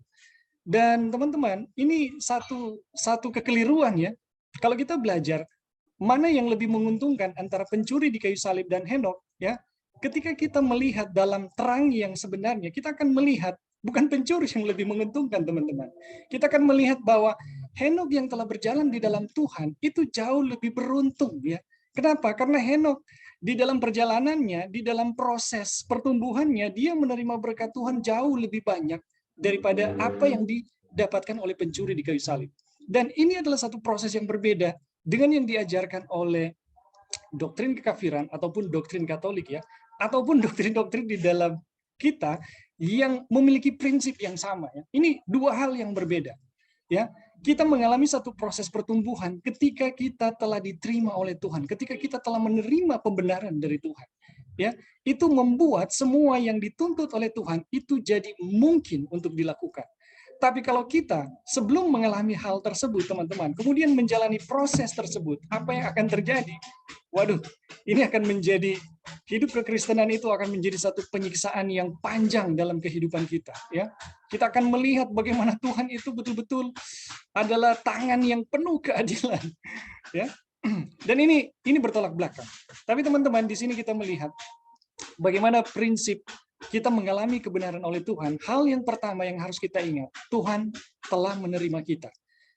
Bagaimana bukti dia telah menerima kita? Dia telah membeli kita. Ya, ketika dia membeli kita, itu artinya dia telah menghitung segala sesuatu untuk membeli kita. Itulah alasan kenapa dia menerima kita gitu. Oke teman-teman, terima kasih untuk tambahan. Kita akan lanjut dulu ya teman-teman. Tetapi siapa tuh mau bertanya kayaknya? Oh iya. Sister Wira. Wira. Oke, Sister Wira, tadi ada mau pertanyaan? Silakan.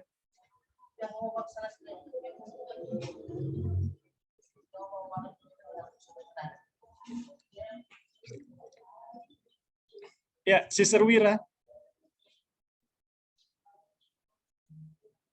Apa Wira masih ada?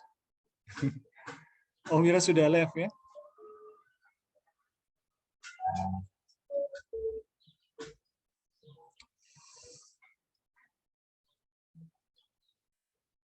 Oh ya.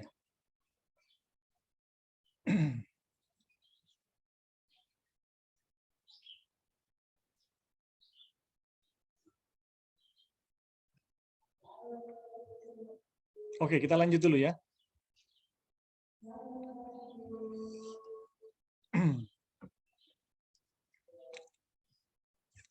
Tetapi saya tidak layak. Ya. Tetapi saya tidak layak. Ini pertanyaan ya kebanyakan orang. Itu artinya ya ketika kita mengatakan saya tidak layak, kamu tidak sepadan dengan harga yang telah dibayar. Maka kamu takut untuk datang kepadanya, ya. Jangan-jangan Kristus akan menolak yang sudah dibelinya, ya. Bisa kamu sekarang takut tentang hal itu?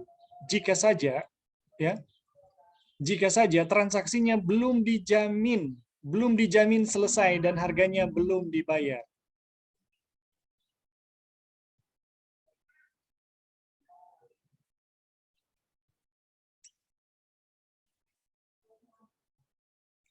Oh.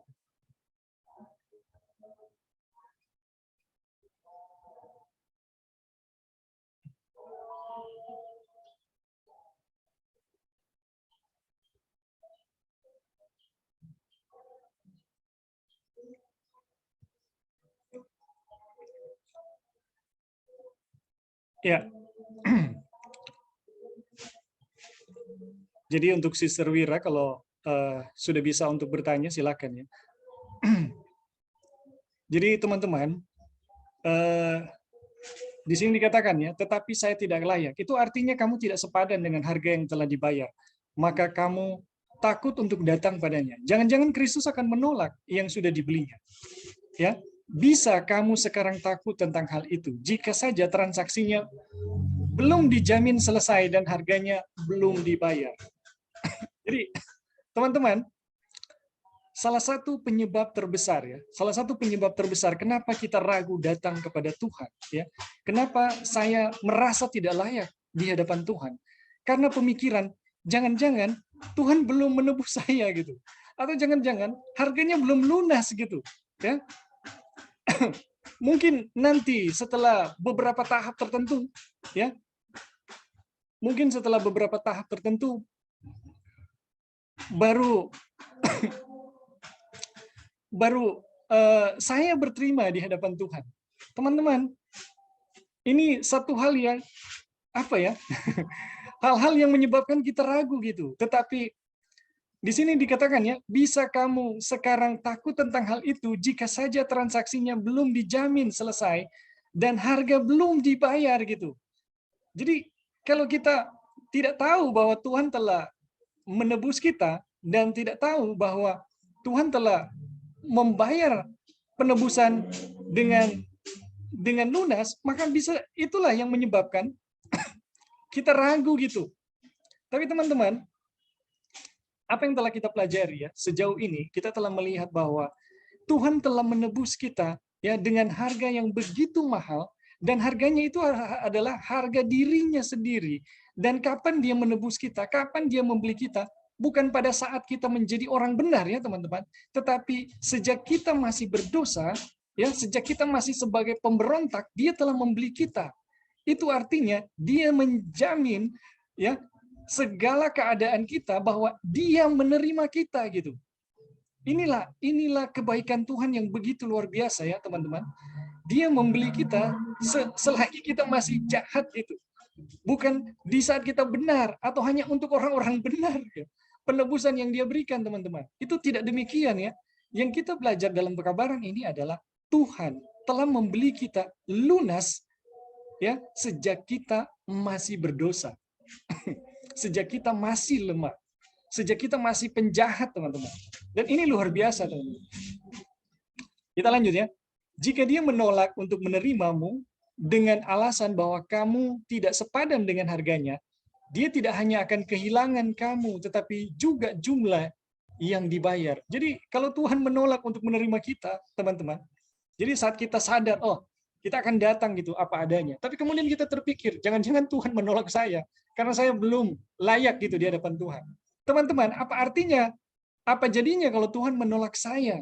Ya, itu artinya Tuhan harus kehilangan harga, jumlah Tuhan harus kehilangan kita dengan jumlah yang telah Dia bayar untuk kita. Aduh, ini satu kerugian yang sangat besar karena harga yang Tuhan berikan itu adalah dirinya sendiri. Dan itu artinya tidak mungkin ini terjadi, teman-teman. Walaupun barang-barang yang telah kamu beli tidak sepadan dengan harganya, yang kamu bayarkan, kamu tidak akan sebodoh itu membuang barang-barang tersebut. Jadi kalau kita membeli barang, teman-teman, dan kita menemukan barang yang kita beli tidak sepadan dengan harga yang kita bayar, ya, mungkin harganya terlalu mahal, barangnya murah, kita lihat, ini tidak sesuai gitu.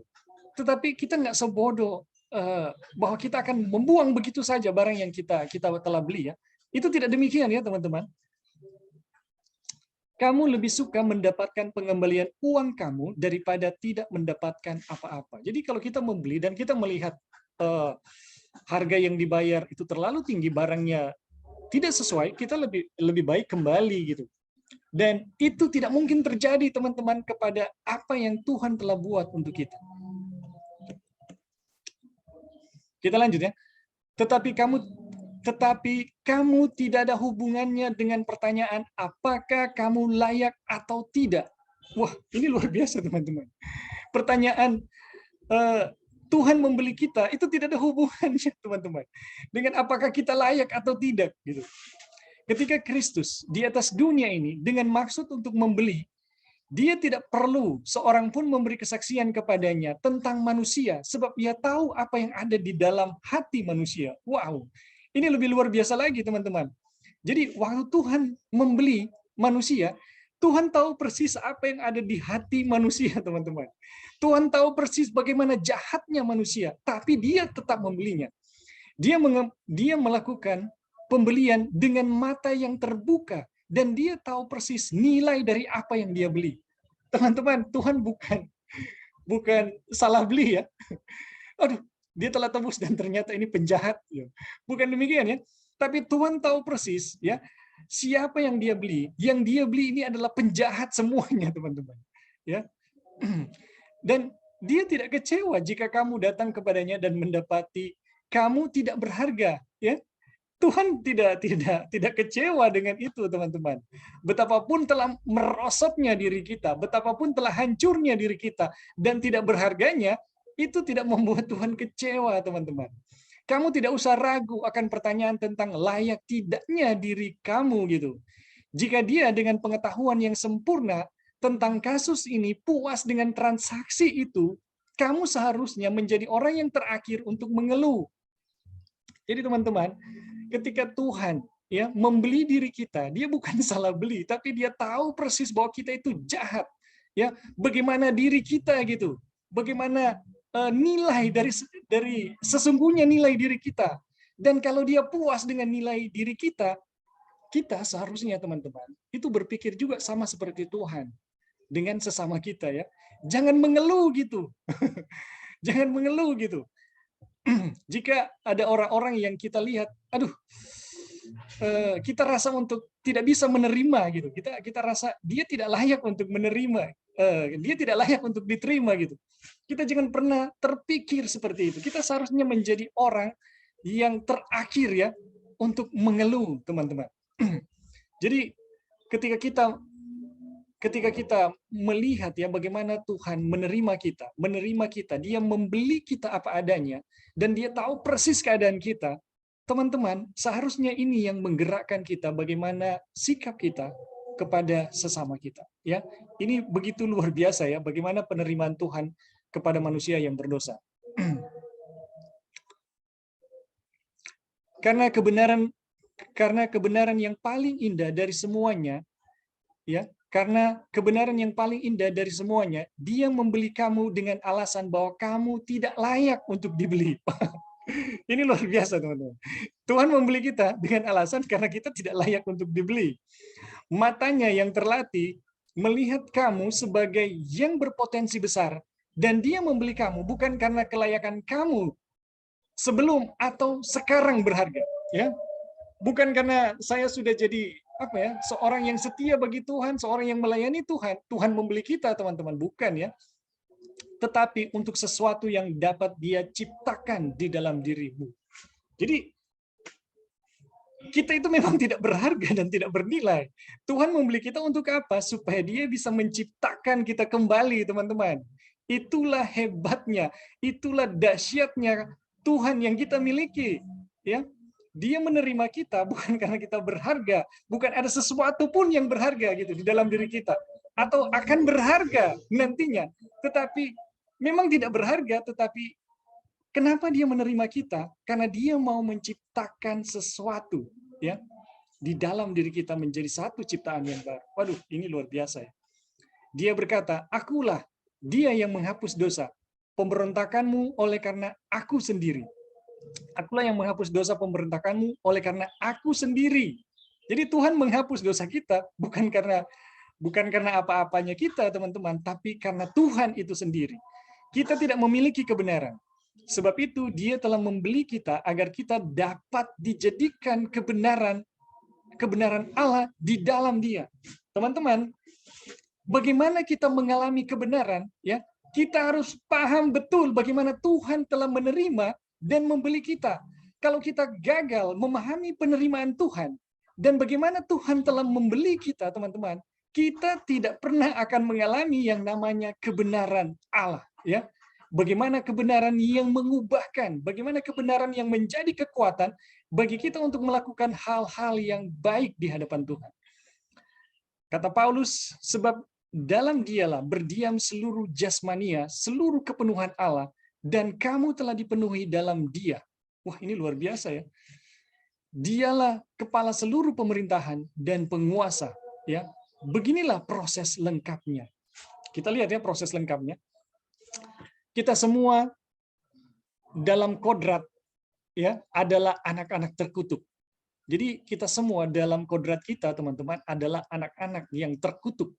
Bahkan sama seperti orang lain. Tidak ada bedanya ya dengan orang lain. Tetapi Allah yang kaya akan rahmat dalam kasih-Nya yang besar telah dilimpahkannya kepada kita. Bahkan ketika kita masih mati dalam dosa-dosa kita, telah menghidupkan kita bersama Kristus oleh kasih karunia, kita diselamatkan dan telah membangkitkan kita bersama-sama, ya bersama, dan mendudukan kita bersama-sama di surga dalam Kristus. Waduh, ini luar biasa ya. Pada saat Tuhan membangkitkan kita, Dia mendudukan kita. Bukan kita harus menjalani satu proses panjang dulu, teman-teman ya. Baru kita layak dalam kerajaan surga. Supaya di masa-masa yang akan datang, Dia dapat menunjukkan kepada kita rahmat-Nya yang berlimpah-limpah melalui kebaikan-Nya pada kita dalam Yesus Kristus. Sebab melalui kasih karunia kamu diselamatkan oleh iman. Itu bukan hasil usahamu sendiri, tapi itu adalah pemberian Allah. Bukan hasil perbuatan kita agar tidak seorang pun dapat memegahkan diri. Kita adalah hasil buatannya, diciptakan dalam Kristus Yesus untuk melakukan perbuatan-perbuatan baik. Jadi teman-teman, kita harus diciptakan dulu ya. Di dalam Yesus baru melakukan perbuatan baik yang sejak semula telah diperintahkan Tuhan bahwa kita seharusnya hidup di dalamnya. Jadi itu ya prosesnya teman-teman. Kita adalah kepujian dari kemuliaan kasih karunia-Nya. Hal ini tidak mungkin terjadi apabila pada dasarnya kita layak untuk semua yang dibayarnya untuk kita. Jadi teman-teman, tidak mungkin ada kemuliaan bagi Tuhan kalau ternyata Tuhan menerima kita karena ada sesuatu yang layak untuk di mana Tuhan untuk membeli kita. Jadi karena kita tidak layak, sama sekali tidak layak, maka inilah yang menjadi alasan kenapa kita memuliakan Tuhan ya. Jika halnya demikian, tidak akan ada kemuliaan baginya dalam transaksi ini. Jadi kalau ada sesuatu yang layak di mana Tuhan membeli kita karena kita pantas untuk dibayar gitu. Maka tidak ada kemuliaan baginya dalam transaksi ini. Tidak ada kemuliaan bagi Tuhan ya. Di masa-masa yang akan datang, Dia tidak akan menunjukkan pada kita betapa kayanya kasih karunia-Nya. Wah, kita tidak akan melihat itu ya. Tetapi jika Dia membeli kita saat kita tidak bernilai apa-apa, ini harus ditanamkan baik-baik teman-teman. Dia membeli kita saat kita tidak bernilai apa-apa gitu. Dan akhirnya mempersembahkan kita bebas dari kesalahan di hadapan takhta itu. Hal ini akan menjadi satu kemuliaan kekal baginya. Jadi teman-teman, kapan Tuhan membeli, ya bagaimana keadaan kita saat Tuhan membeli kita, saat Kristus menebus kita, ya itu adalah saat kita dulunya tidak bernilai apa-apa dan akhirnya mempersembahkan kita bebas dari kesalahan kita di hadapan takhta itu. Hal ini akan menjadi satu kemuliaan yang kekal baginya. Jadi teman-teman, ketika kita menyadari bagaimana penerimaan Tuhan, itu bukan karena ada sesuatu yang berharga di dalam diri kita, tapi karena dirinya sendiri, ya, dan bagaimana rencana-rencananya yang terbaik di dalam diri kita, kita melihat inilah alasan kita berubah, dan inilah alasan kita bisa memuliakan Dia, ya, sampai pada kekekalan. Dan tidak ada seorang pun yang menganggap bahwa dirinya sendiri, dan tidak ada seorang pun yang menganggap bahwa dirinya sendiri membuatnya layak. Jadi teman-teman, tidak ada yang bisa membuat siapapun ya di dunia ini yang menganggap bahwa dirinya layak dan bisa memberi penghormatan kepada Tuhan. Sepanjang zaman kekekalan, ya, bala tentara kudus itu akan bersatu dalam seruan mereka pada Kristus. Engkau layak, engkau telah disembelih dengan darahmu, engkau telah membeli mereka bagi Allah dari tiap-tiap suku dan bahasa dan kaum dan bangsa, dan engkau telah membuat mereka menjadi satu kerajaan dan menjadi imam-imam bagi Allah kita. Anak domba yang disembelih itu layak untuk menerima kuasa dan kekayaan dan hikmat dan kekuatan dan hormat dan kemuliaan dan puji-pujian. Jadi teman-teman, kenapa Tuhan itu layak menerima hikmat, menerima penghormatan, menerima pujian? Ya, karena Dia menerima kita apa adanya, diri kita yang tidak bernilai kemudian diubahkan, diciptakan kembali oleh kuasa penebusan menjadi anak-anak Allah yang dimuliakan sampai kekekalan. Itulah yang membuat kita memuliakan Tuhan sampai pada kekekalan. Jadi teman-teman, di sini kita telah belajar ya sejauh ini bagaimana penerimaan Tuhan kepada kita. Tuhan menerima kita apa adanya diri kita ya. Dan siapa yang Tuhan terima? Tuhan terima semua ya, semua manusia. Siapapun dia yang berdosa di dunia ini, Tuhan telah menerima. Tuhan tidak ada diskriminasi. Oh, ini umat Tuhan, ini bukan umat Tuhan. Nggak ada ya. Penerimaan Tuhan tidak dibedakan oleh begitu banyak, ada umat yang khusus, ada yang enggak ya. Bukan demikian ya. Siapapun diterima oleh Tuhan. Tetapi yang menyadari dan mempercayai yang telah dibuat Tuhan, mereka akan menyatakan satu berkat khusus untuk diri mereka sendiri dan untuk orang lain ya. Jadi teman-teman, kita melihat bagaimana Tuhan menerima kita ya. Itu Dia telah menerima siapapun, dan kapan Dia menerima kita? Dia menerima kita sebelum kita sadar. Bahkan sebelum kita menyadari Dia Tuhan, Dia itu baik. Tuhan telah menerima kita. Jadi teman-teman, ini menjadi satu kepastian kepada kita ketika Tuhan mengubahkan kita. Ini menjadi satu landasan untuk memuliakan Tuhan sampai pada kekekalan. Terima kasih teman-teman, waktu kita telah selesai. Apa ada yang mau memberi tanggapan ya? Atau tambahan atau pertanyaan, dipersilakan. Ya, baik. Mungkin silakan, Joy. teman-teman yang lain. Ya, jadi sesudah kita pelajari mengenai pelajaran ini, yaitu bahwa ternyata Tuhan harus menerima diri kita duluan. Kenapa? Karena Dia mau menciptakan kita, kan tadi di situ. Dia mau menciptakan kita, kemudian Dia membenarkan kita, kemudian Dia menyediakan kita satu pekerjaan yang baik gitu. Nah, jadi bukan sebaliknya yang mana saya harus ada sesuatu dulu baru Tuhan membeli kita. Bukan itu. Itu Tuhan harus menerima. Tuhan membeli kita, dan kenapa Dia membeli kita? Untuk assurance, jaminan bahwa Tuhan menerima kita karena Dia sudah beli dengan darahnya. Jadi waktu Tuhan menerima kita, Dia menjadikan kita, Dia melihat ada sesuatu di dalam diri kita yang Dia bisa bikin gitu. Sama seperti penciptaan, waktu Tuhan menciptakan dari gelap jadi terang, Dia bisa create. Kita juga manusia yang tidak ada artinya istilahnya ya. Kalau melihat dalam kedalaman hati manusia, apa hati manusia? Pembunuh. Apakah teman-teman ada seseorang yang mau membeli seorang yang membunuh kita? Ya nggak mau lah istilahnya. Ngapain saya mau beli orang yang pada ujung-ujungnya membunuh kita? Tuhan membeli kita, pada ujung-ujungnya kita membunuh Dia gitu. Coba teman-teman pikir ya. Tapi kenyataan Tuhan membeli kita adalah supaya Dia bisa membenarkan kita, menciptakan sesuatu yang baru dalam kita. Menyiapkan kita untuk pekerjaan-pekerjaan yang baik. Bukan pekerjaan-pekerjaan yang baik kita lakukan dulu untuk Tuhan membeli kita. Sebaliknya gitu. Jadi jangan terbalik dia punya konsep. Kemudian hal yang kedua yang kita dapat adalah kenapa Tuhan harus membeli kita di saat kita tidak layak untuk dibeli. Karena waktu kita masuk di surga teman-teman, kita akan melihat betapa besar kemuliaan Tuhan.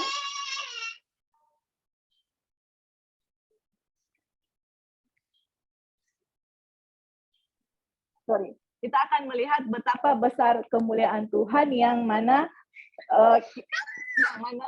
kita tidak layak, tetapi Tuhan membeli kita gitu. Jadi kalau kita misalnya ya masuk surga, saya di surga ini Tuhan membeli kita karena Dia tahu, karena saya masuk surga karena ada usaha-usaha kita, ada suatu dari kita sampai kita layak gitu. masuk dalam kerajaan surga dan Tuhan membeli kita. Seperti itu ya. Tapi kalau kita tahu bahwa kita dibeli karena kita tidak layak, kita masuk surga, disitulah kemuliaan, puji-pujian, dan penghormatan kepada Tuhan untuk selama-lamanya gitu. Jadi kalau kita merasa, oh saya berbuat baik, melakukan ini, baru Tuhan menerima kita, jadi di surga kita bilang, ya saya layak di sini gitu, karena sesuatu yang saya lakukan, saya layak di sini. No, orang yang masuk surga semua akan merasa tidak layak, mahkotanya ditaruh di kaki Yesus. Itulah kenyataan yang terjadi ya, seperti itu. Jadi itu adalah hal-hal yang kita lihat di sini, yang mana kita teman-teman jangan khawatir, Tuhan tahu kita itu apa, hati kita itu bagaimana, kondisi kita itu bagaimana. Tuhan sudah beli kita dengan keadaan kita. Waktu kita menerima kenyataan itu, Tuhan menerima kita, kita datang kepada Dia, apa adanya, bukan dengan sesuatu saya harus begini dulu baru saya datang. Itu kan ada di Steps to Christ, itu kebahagiaan sejati. Jadi dengan kesadaran itu, kita akan datang kepada Tuhan apa adanya, karena kita tahu, saya ini sudah dibeli, harganya lunas dan Tuhan mau kita gitu. Dan kita tahu bahwa di saat Tuhan menerima kita, kita juga yakin dan percaya Tuhan akan membenarkan kita, menjadikan kita manusia baru, kemudian akan mempersiapkan kita untuk pekerjaan-pekerjaan yang baik. Oke, thank you, Bing. Ya, terima kasih Joy untuk tambahan. Dan di sini ada Sister Wasti mau bertanya, silakan Sister Wasti. Oke, terima kasih.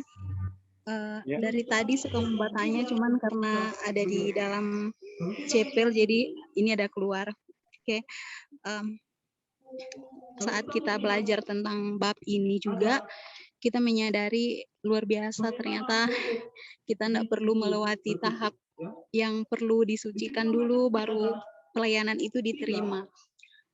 Dan pada saat baca, puji Tuhan kita belajar sebelumnya, sebelum ikut juga Bible Study ini, saat itu kita rasakan benar-benar amazing grace itu yang Tuhan kasih. Tapi kembali kita bertanya, lalu apa maksudnya yang Ellen G. White sudah tulis di buku Step to Christ, yang dimana tahap pelayanan itu nanti ada di tahap berapa itu, kalau saya salah ingat 6 atau 7 ya. Itu maksudnya bagaimana sehubungan dengan pembahasan yang ini, Bang? Karena sampai sekarang pun kadang masih berpikir apa maksudnya kutipan yang dikasih oleh Ellen G. White, pelajaran Step to Christ itu. Karena pelayanan di dalam step-stepnya itu, pelayanannya nanti ada di nomor berapa, di nomor sekian itu bagaimana, Kak? Ya, terima kasih untuk pertanyaannya. Jadi teman-teman, kalau kita bandingkan ya apa yang kita pelajari ini dengan tulisan Ellen White, sepertinya ya di buku Kebahagiaan Sejati, pelayanan itu ada di tahap ke-6 ya kalau nggak salah. Apakah itu dimaksudkan demikian gitu? Apakah Step to Christ itu menunjukkan bagaimana kita yang berdosa punya step-step hingga sampai kepada Kristus gitu? Jadi teman-teman, saya yakin apa yang Ellen White tulis di buku Step to Christ justru sangat diilhami oleh tulisan-tulisan dari Jones dan Waggoner ya, khususnya Waggoner ya. Dan kita tahu bersama bahwa Step to Christ itu ditulis sesudah ceramah ini ya, ceramah KKR bersama-sama dengan Waggoner ya di 1889 sampai 1891 ya. Jadi saya sangat yakin ya, itu tidaklah bertentangan dengan ini, tapi saya sangat yakin itu bukan tahap-tahap bagaimana apa ya? Itu tahap-tahap seperti yang dipahami ya oleh doktrin Katolik gitu. Tapi saya yakin itu bisa saja terjadi beberapa saat setelah kita mengalami yang namanya pengakuan di awal ya, mengalami yang namanya pertobatan. Itu bisa saja Tuhan buat tanpa waktu yang panjang gitu. Itu bukan harus menunggu waktu yang lama, atau ya memang itu bagaimana Ellen White mencoba ya menjelaskan proses pertobatan kepada kita. Tetapi itu bukanlah satu proses yang yang seperti ya yang digambarkan oleh doktrin-doktrin Katolik ya, kita harus melalui satu anak tangga yang satu, tahap yang satu ya, ke anak tangga yang satu. Saya rasa bukan demikian ya. Dan teman-teman, kalau kita pelajari pembenaran oleh iman versi 1888, tadi Brother Eric juga sudah sempat menyinggung ya, ada proses pertumbuhan. Semua proses pertumbuhan itu terjadi setelah Tuhan menerima dan membenarkan kita. Tanpa penerimaan ya dan pembenaran tidak ada yang namanya proses pertumbuhan. Jadi apa yang disebut dengan pelayanan ya, pelayanan itu bagian dari pertumbuhan, teman-teman. Itu terjadi setelah kita diterima oleh Tuhan. Bukan kita melayani dulu baru Tuhan menerima kita ya. Itu bukan demikian ya. Atau kita mencapai tahap tertentu dulu dari pihak dari apa yang diinginkan Tuhan baru Tuhan menerima kita. Tidak ya. Semua yang terjadi ya, semua yang terjadi, pertobatan, kesadaran terhadap dosa, pengakuan ya, kemudian perubahan, itu semua terjadi, itu akibat Tuhan yang bekerja di dalam diri kita untuk menghasilkan yang namanya kebenaran di dalam diri kita, yaitu kebenaran Kristus. Dan ketika kita dibenarkan, teman-teman, apa yang terjadi? Yang terjadi adalah secara spontan, kita akan menyukai semua hukum Tuhan.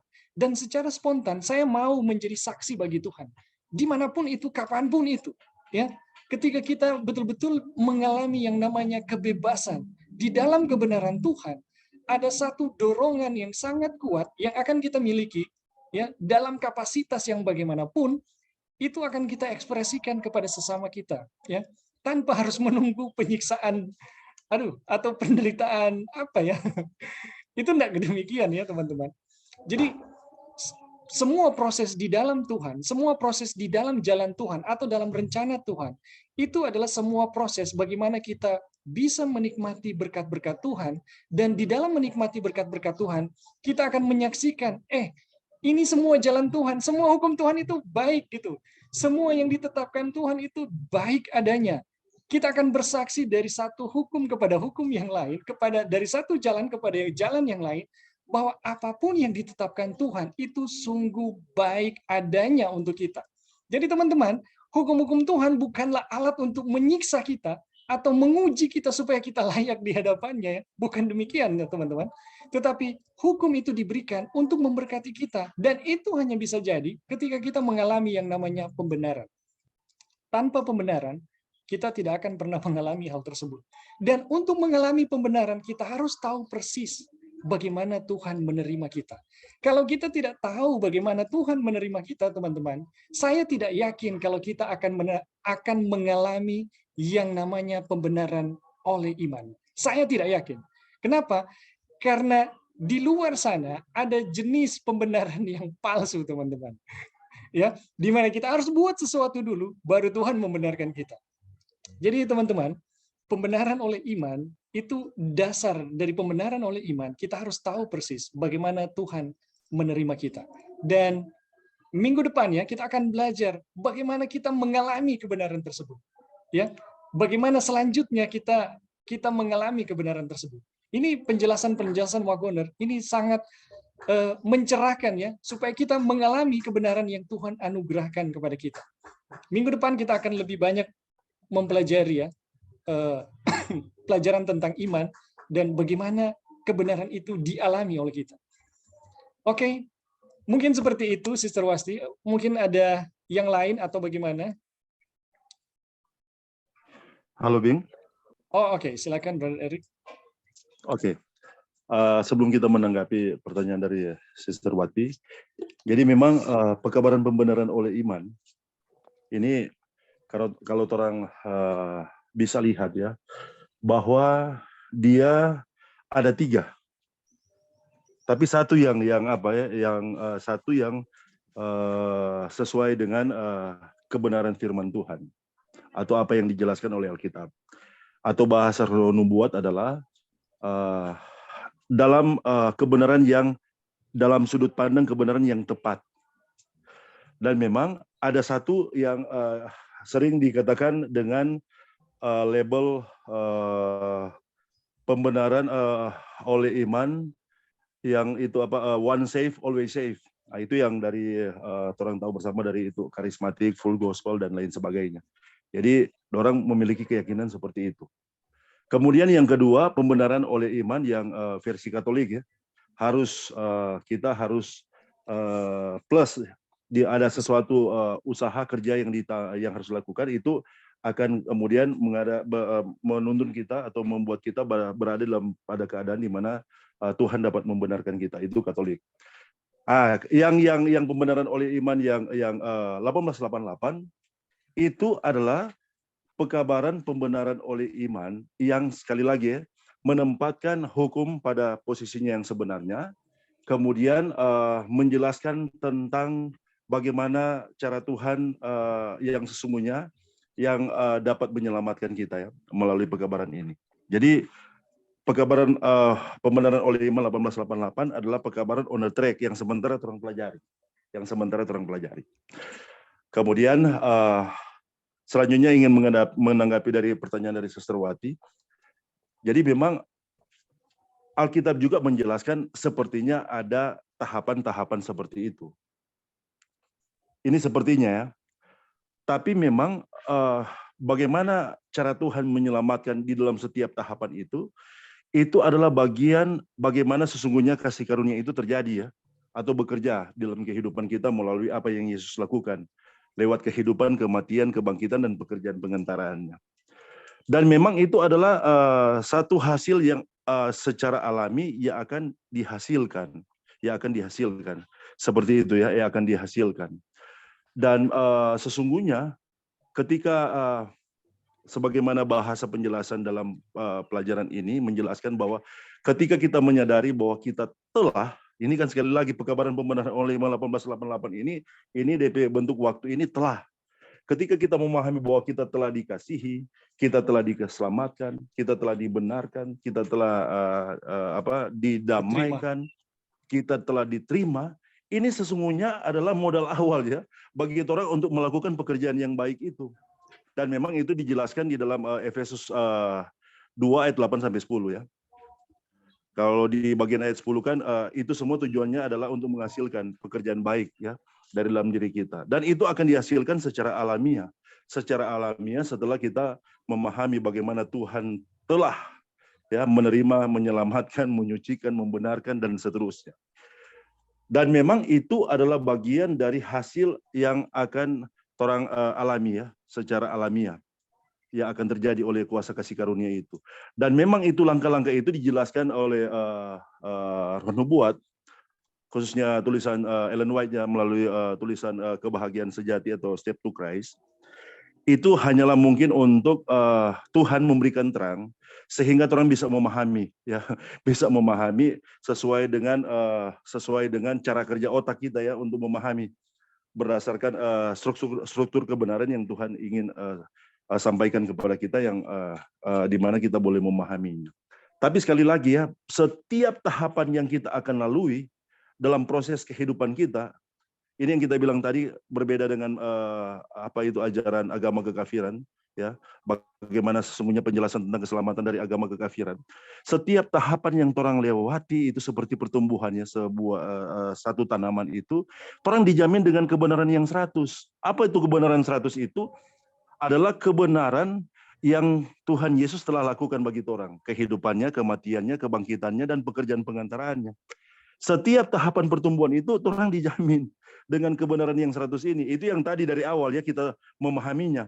Sehingga setiap proses pertumbuhan itu, katakanlah untuk mencapai yang 100 itu, yang luar biasanya kita dijamin dengan kebenaran yang 100 yang akan kita capai yang telah dilakukan oleh Tuhan Yesus bagi kita.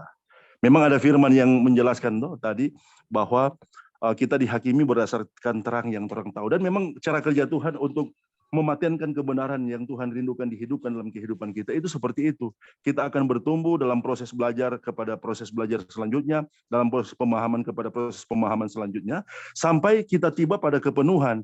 Dan di dalam setiap proses itu yang berbeda dengan agama kekafiran, kita dijamin dengan kebenaran yang telah, bahwa Tuhan telah menerima, Tuhan telah membenarkan, Tuhan telah menyelamatkan, dan Tuhan telah melayakkan, menyucikan kita, menempatkan kita di dalam keadaan di mana Tuhan sanggup menyelamatkan kita. Jadi seperti itu ya, itu yang mungkin yang bisa dijelaskan melalui terang pekabaran dari pekabaran pembenaran oleh iman 1888 sehubungan dengan tahapan-tahapan itu. Oke, itu mungkin yang bisa ditambahkan. Terima kasih. Ya, terima kasih. Saudara-saudara, sebelum lanjut, minta maaf sama Lev duluan karena Oke, akan terima kasih melanjutkan Brother untuk Eric. pekerjaan baik di dalam kasih karunia selanjutnya. Amin. Tuhan memberkati orang semua. Shalom. Tuhan berkati, shalom. Jadi teman-teman, saya mau bahasakan apa yang Brother Eric jelaskan tadi. Tapi sebelumnya kita tahu bersama bahwa kita sering dapati gambar-gambar yang menjelaskan tahap-tahap bahwa kita mengalami pembenaran, baru penyucian, baru pemuliaan. Ya, kita sering dapat gambar seperti itu. Entah berapa banyak tangga yang mereka, ada yang 3 tangga, ada yang 7 tangga, ada yang 11 tangga. Kita sering dapat gambar seperti itu ya teman-teman. Jadi pembenaran dulu, baru penyucian, baru kemuliaan. Teman-teman, kalau kita mau dengan cermat belajar Pekabaran 1888, itu tidak demikian. Ya, tidak demikian. Kenapa? Penyucian itu hanya bisa terjadi ketika kita memiliki kebenaran. Dan kemuliaan Tuhan hanya bisa terjadi ketika kita memiliki kebenaran. Jadi, baik kemuliaan maupun penyucian itu harus terjadi di dalam kebenaran Kristus. Tanpa kebenaran Kristus tidak ada yang namanya penyucian dan tidak ada yang namanya pemuliaan. Jadi semua proses penyucian itu ada di dalam proses kebenaran itu sendiri, teman-teman. Tapi nanti kita akan diskusi lebih lanjut ya mengenai hal itu. Dan ini waktu kita udah selesai ya, teman-teman. Kita harus mengakhiri. Tapi bagaimana dengan Sister Wasti? Apa sudah bisa demikian atau masih belum? Kalau Iya, belum, sudah, nanti Pak. kita akan lanjut. Thank you. Bagaimana? Halo, Sister Wasti, bagaimana?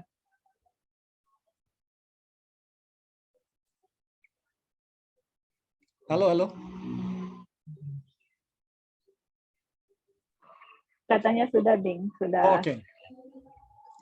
Oke, terima kasih, Sister Wasti. Ya, atau ada teman-teman yang lain yang masih mau menambahkan? Dipersilakan sebelum kita tutup. Ya, mungkin, Bing, kita punya saran aja ya, karena kenapa banyak pertanyaan, dan itu juga sangat masuk di akal, karena orang juga sudah dibesarkan dengan cara berpikir yang lain selain pekabaran malaikat ketiga. Jadi ada baiknya mengerti pekabaran malaikat ketiga. Terus kemudian kalau teman-teman sudah dapat inti yang diberikan, coba baca Steps to Christ. Pasti akan sejalan dengan Wagner dengan Jones dan akan lebih indah. Karena saya pun sendiri sebelum mengerti pekabaran ini, baca Steps to Christ, kita belum terlalu kena ya, atau ya seperti itulah, mungkin ada tangga-tangganya dan sebagainya gitu. Pas belajar pekabaran malaikat ketiga, terus kembali lagi kebahagiaan sejati, sangat indah gitu. Itu semuanya yang ada di tangga-tangga itu semuanya itu proses yang Tuhan kerjakan di dalam kita gitu ya.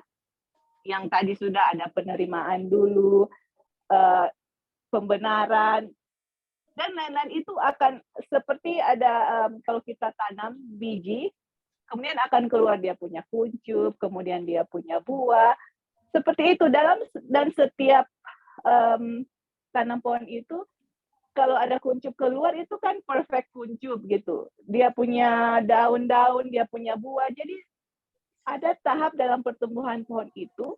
Tetapi kalau kita lihat kembali dari Steps to Christ, dari tahap-tahap pertama, kalian akan amazed, itu sama dengan yang kita lagi belajar gitu. Apa sebenarnya yang duluan gitu, kalau teman-teman lihat ya. Jadi bukan di dalam tahap yang mana saya harus A, B, C dulu, baru Tuhan terima kita. Nggak seperti itu gitu.